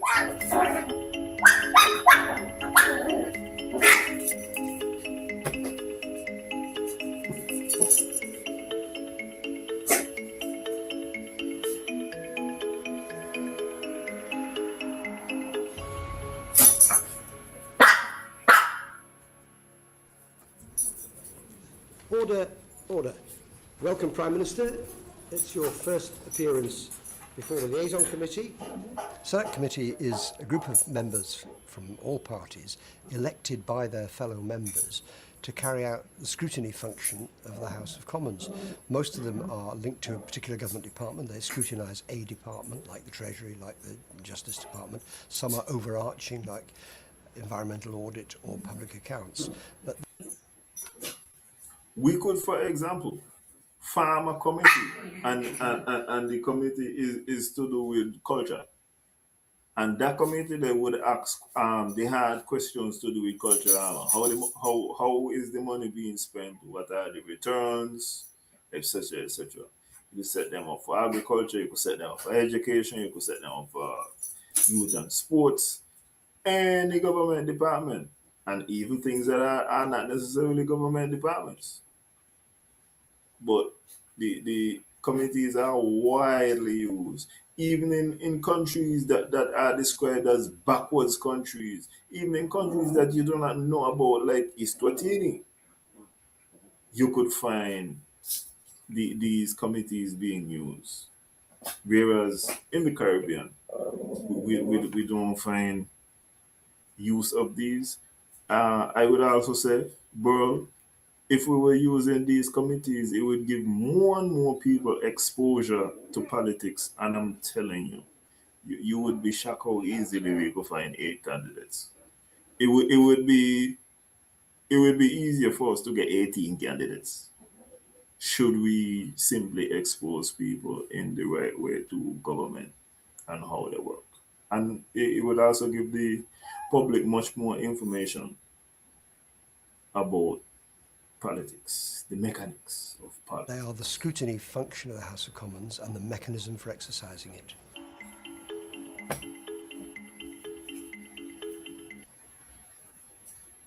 And here it says the select committee evidence is nearly always heard in public.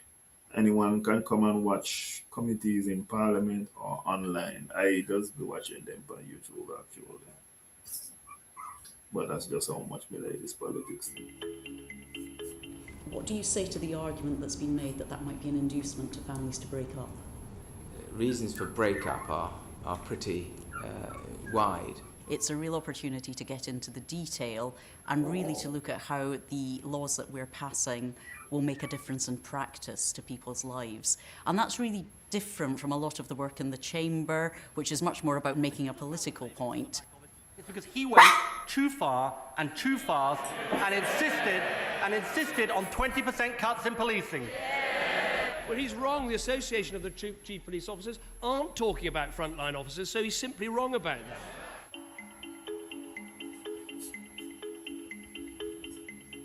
The debates we hold in the Chamber don't really last long enough for us to examine in any great depth.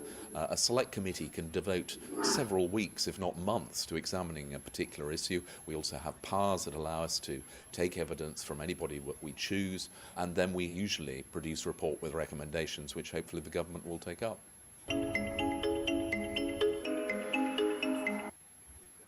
So once again, there's a lot of power that the committee has. The committee could call people before. Listen, if the committee decide that they're going to call a minister before, then the minister can't say that they're busy, you know? Are they going to be out of town? You know? So that's what I'm saying. Permanent secretaries, whoever you want from top to bottom, would have to come before the committee, and they could put in more work in scrutinizing the work that our government is doing than in the little time that there is for parliamentary debates. So it's a much more thorough situation. And then when you go through all of that, then you would create a report. We go on. Most select committees have 11 members, and those 11 members reflect the party political balance in the House of Commons. The chair is elected by MPs across Parliament, and then individual parties elect their own members of the committee by party. So I was elected by all the other Labour MPs.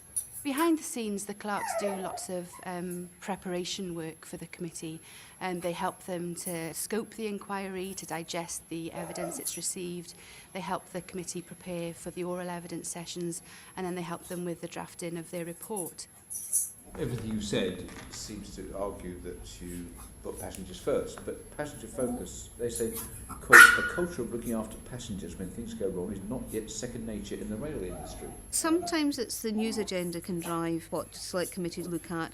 Sometimes it's the legislative programme of that particular department. But select committees can sometimes pluck things out of the air where they might want to be much more proactive, that they look at an issue that the government is not planning in legislating for, but perhaps they think that the government should be. First of all, can I thank you for not only giving myself but giving my deceased mum the voice that she desperately needed. Once the committee has decided on a topic, it will draft a list of questions. Those questions are then publicised widely in a call for evidence. The main way that committees announce their inquiries is by putting out a press release. And very often the specialist press will pick it up. We do have a website, and I use Twitter and I use Facebook, so we have moved into the 21st century in terms of trying to get it out there to people. Some of the people who have written in and submitted written evidence will be invited to give oral evidence. There are usually half a dozen evidence sessions, and they're asked questions by the committee based upon the evidence that they have submitted.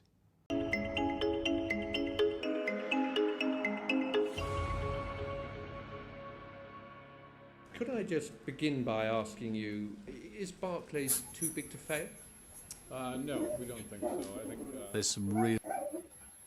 When they say select committees, all they mean is the only two committees that's supposed to 100% be there, that I cannot find any evidence, and this is not just to bash the concerned citizens movement. I can't find any evidence of the public accounts or the finance committee meeting in my history.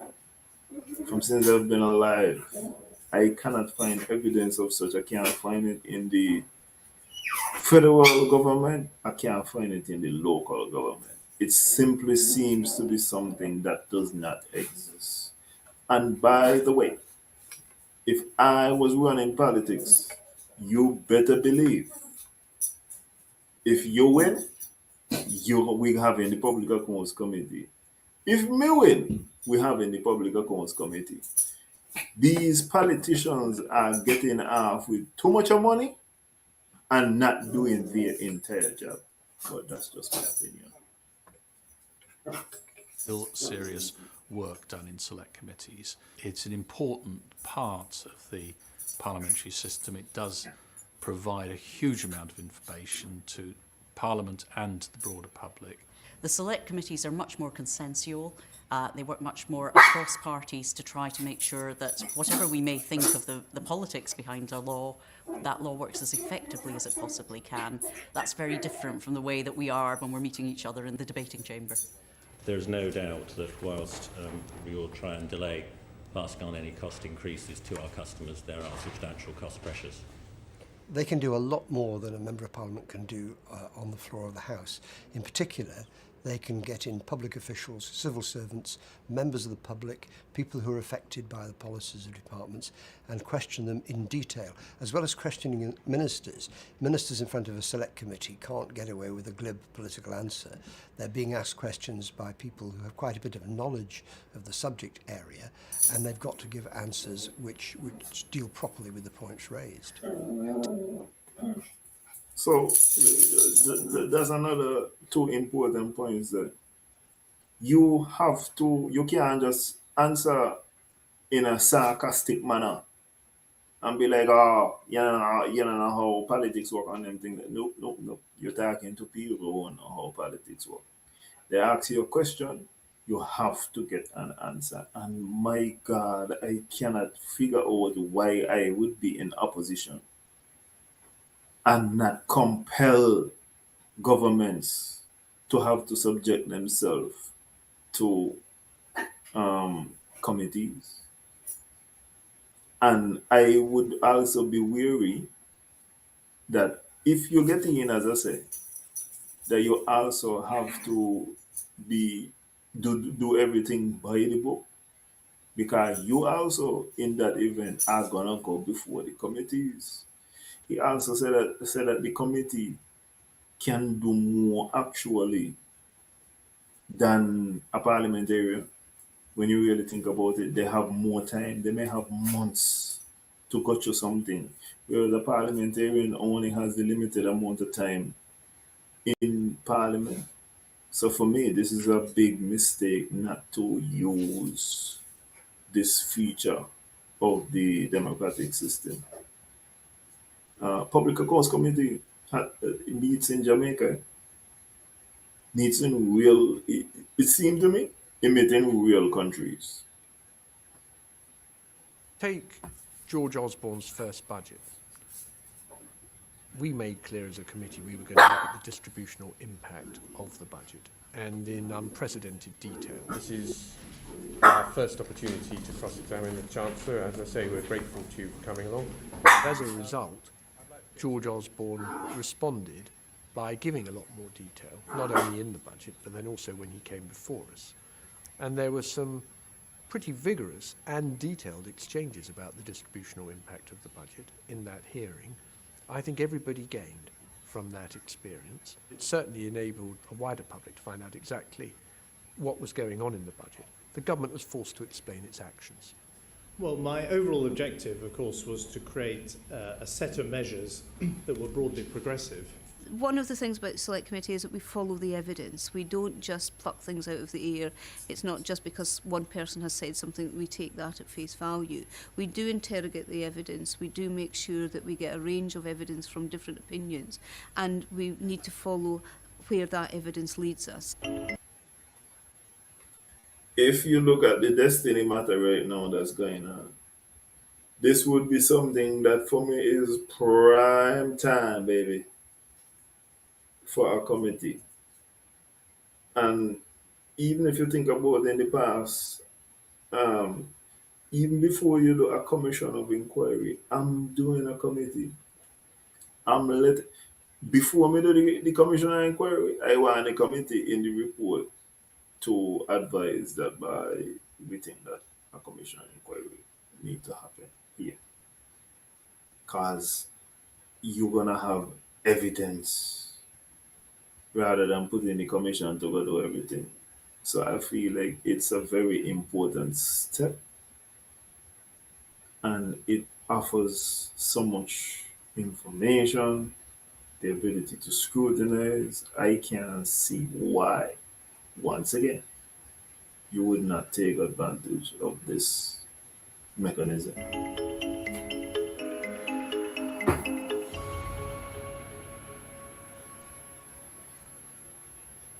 How prepared was the government for the volcanic ash incident? One of the things that we looked at was how governments respond to emergency situations. We decided we'd look for a number of topics: swine flu, the volcanic ash issue, a cybersecurity attack, and the impact of solar flares. We weren't drilling down into the details of the science. We were looking at the preparedness of government departments to deal with such an emergency, and making sure that if an event did occur, structures were properly in place to mitigate the effect of the emergency. I think there was a gap because there was not a statistician member of SAGE.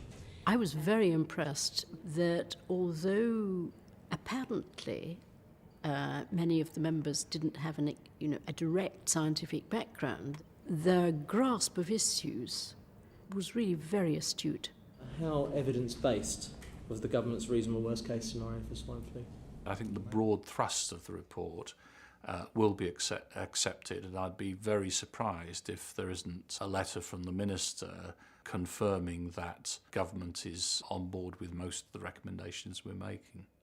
The MPs are saying that scientists need to be closer to the heart of government, and that governments of whatever colour need to listen to them more closely.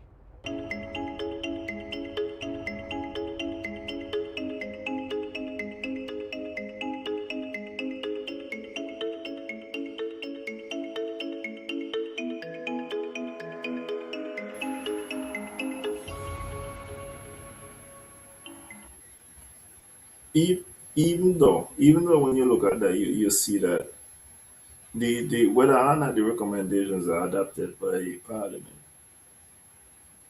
you still get an upside because if they were recommended something that is sensible that they could have implemented, they can't say that they didn't know.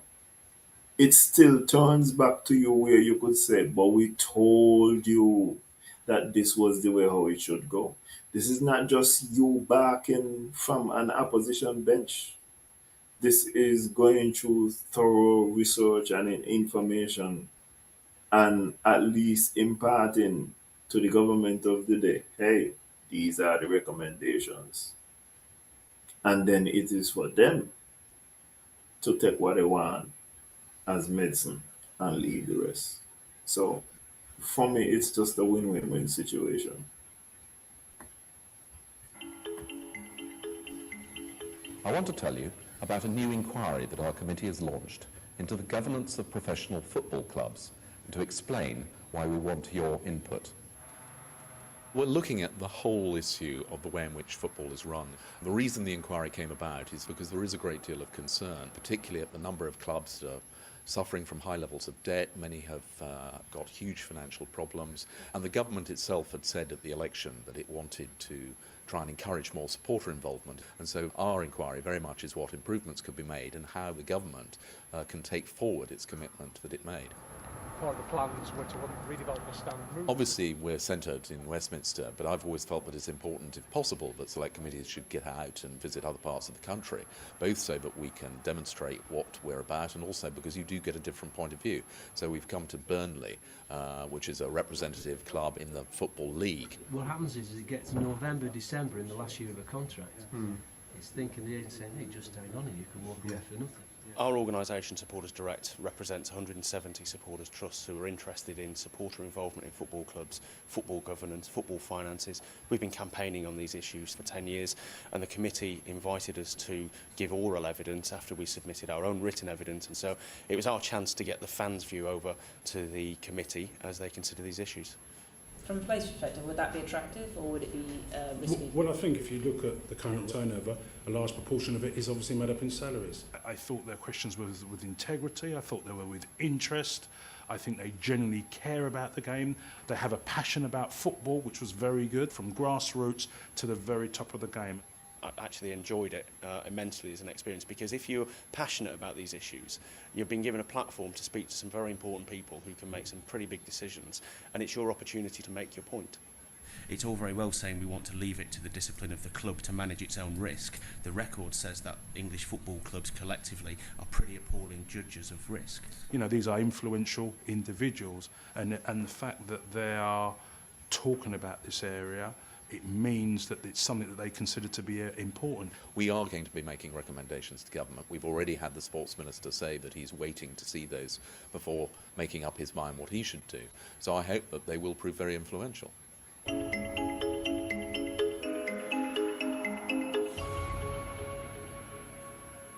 Prior to coming to give evidence here today, the clerks were very helpful. They told us a long time in advance when the meeting we would be likely to be called before, so you can clear your diary. They were very good at making it clear what the expense and remuneration was, so you don't have to worry about how much it's going to cost you to get there, and that's quite reassuring for. So you see when you're a witness, the laying on earlier clock, when it is that you are gonna be called to give you evidence, and you get paid. So at least for all the grilling maybe you get paid. Another thing that strikes me as I think about this, we would get to see the competence of the government as far as I said, permanent secretaries. Let we see that one they good. Some of the assistant PSs, let we see if them they good. Directors in a government, you could get to see overall how is this thing flowing. Is this person here walking up and down and maybe nice to people, but is not good at their job? I'm not calling anybody name. I'm just saying. It would give more of a spotlight so that we could see, hey, these persons are, you could disagree with them, you might not like them, but they are certainly really good at their job. Often small organisations with not very big budgets. And then nearer the time, the clerks gave us an indication as to what the committee's line of questioning to us specifically might be. So the support was extremely helpful for someone like myself who's never done anything like this before. A good witness is someone who comes knowing what he wants to say, says it, and then when he's asked questions, answers them directly and with precision, rather than flanneling or playing for time or hoping to get through the 2 hours if that's how long they're up for. It's not courtroom questioning and doesn't need to be. You may be simply trying to find out from people who work in a particular area what it's like for them. So you don't want to treat them like hostile witnesses. It was an experience that I welcomed, I enjoyed, and I think clearly, the committee members were well informed and were very measured, very calm, very, very informal in their questioning. If you're a witness, I think the thing to think about is, what would I like this committee to remember I had said when I've walked out of the room? What's the thing I would like them to go away having become aware of that perhaps they hadn't really thought about before? I prepared in the sense of trying to get down the points that I wanted to make to a single sentence or at most 2 sentences. And I knew which points in advance I wanted to try to get in as part of the answers. It's a tremendous opportunity for people who've got something to say it to the people who can actually make a difference and to get it on the record. And if you're invited to give evidence, I'd always say to witnesses, grab it with both hands.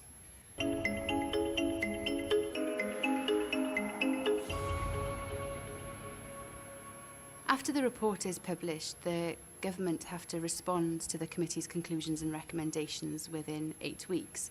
That response is published, it's put in the public domain, and depending on the nature of that response, the committee can decide whether or not it wishes to investigate any issues further. Well thought through inquiries can go a long way to setting the agenda around which decisions are taken. I like to think that the Treasury Select Committee, which I chair, has had a hand in influencing the structure of the legislation for the creation of the new body called the Office of Budget Responsibility. Rather than wait for the government to produce their legislation, we sat down and worked out what we thought it should contain and published a report. And I'm pleased to say that in large measure, the legislation that the government finally came out with reflects the proposals that we made in that report. I know that the Treasury Select Committee have raised a number of concerns, one of those being the location of the OBR and also whether the veto over the chairmanship that the Select Committee has will be on the face of the bill.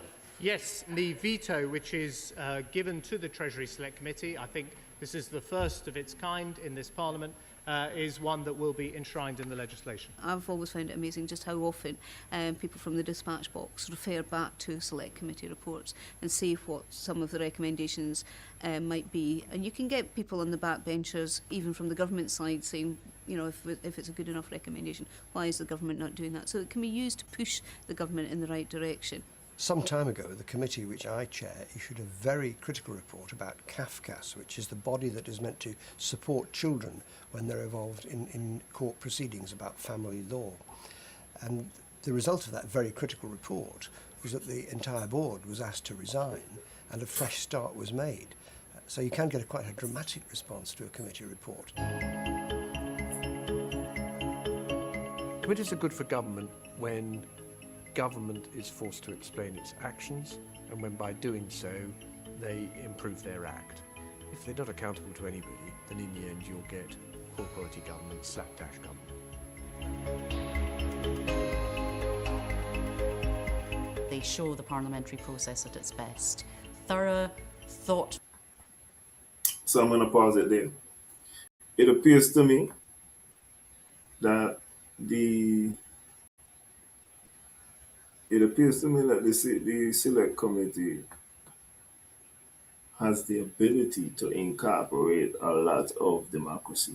As it says, when you form a Select Committee, anybody could write in and give their views, persons who are personally affected by that committee's purview, whatever that committee has been formed to deal with. could have a say. And you don't have necessarily have to be a member, a civil servant or anything like that to be called in front of a select committee just to give you views. So this is one of the ways that we could have a lot more democracy. This is one of the ways that we go to hold governments more accountable for their actions. And so I would love to see us utilize this feature, in the future a lot more. I think that is all for this evening. I would like to thank everybody for their engagement this evening. Thank you for liking, subscribing. Thank you for viewing in general. I will remind you that the guys tomorrow, Yasan and Banky, are going to be with the Premier, the Right Honorable Mark Brantley. So tune in to that discussion. And I think on Friday, listen, them man slamper. From what we're seeing, NRP, as somebody said, just announced a new candidate. It seems to me like the Concerned Citizens Movement. Oh, thank you, honey. It seems to me like the Concerned Citizens Movement is also going to have a new candidate in the CM Nevis number 11. I think we've been speaking about Mr. Jones for a while now.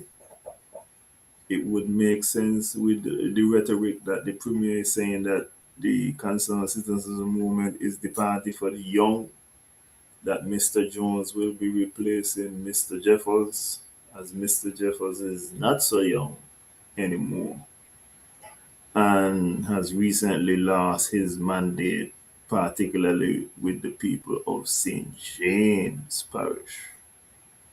So from what I'm seeing, it is likely that the Concerned Citizens Movement is also going to go in a younger direction. So we're going to look out for this. This might be a very exciting showdown in the federal election coming up. So thank you everybody for watching. I will see y'all again next week, Monday on the 20th, where we talk about what's the latest. So good evening everybody. I'll see y'all later again. Before then, dog, eat me. Quality time. Quality time. Quality time. Quality time. Yeah. Quality time. Quality time. Every Monday. Pon the line. I'll bring the facts tonight. Facts tonight. So the people read between the lines. Rent life. Everybody tune in live. Global topics, deep analysis, audience interaction every night. I'll on the live stream sharp. Breaking down the news and the world affairs part. From the islands to the White House, every headline get dissected right now. No noise, no gimme talk. Pure facts when I start walk. Economics, politics, two Caribbean lens on the global view. Shut a light up, non-stop. Viewers calling, comments drop. Everybody got a voice tonight. Reasoning deep till the morning light. We not follow every trend. We are search the truth again. Real analytics, no pretend. Quality time set the standard again. Quality time every Monday night. I'll keep the people minds ignite. Live reactions, facts inside. Friend, keep the conversation bright. Quality time every Monday night. From the Caribbean to worldwide eyes. Come and share, interact live. Everybody on the street tonight. Talking war and trade, I'll break it down so the truth get displayed. Stock market rise and fall, how it really affect the small and all. When the leaders make decisions, I'll watch close with precision. Deep analysis every week, giving voices to the ones who seek. Audience calling from abroad, never sink it's London Yard, Florida, Jamaica too. Everybody locked in. for the global view. Reason with the people now, search for the answers somehow. Every Monday we unite, knowledge shining through the night. Friend, keep the fire blaze, conversation elevate. Alan lead the dialogue, breaking down the monologue. Quality time every Monday night. Alan keep the people minds ignite. Live reactions, facts inside. When keep the conversation bright. Quality time every Monday night. From the Caribbean to worldwide, come and share, interact live. Everybody on the stream tonight. Quality time. Quality time. Quality time. Every Monday, on the line. Alan bring it facts tonight. Break, keep the future bright. Come and share, subscribe tonight. Real entertainment network worldwide. Quality time. Quality time. Every Monday night, babe.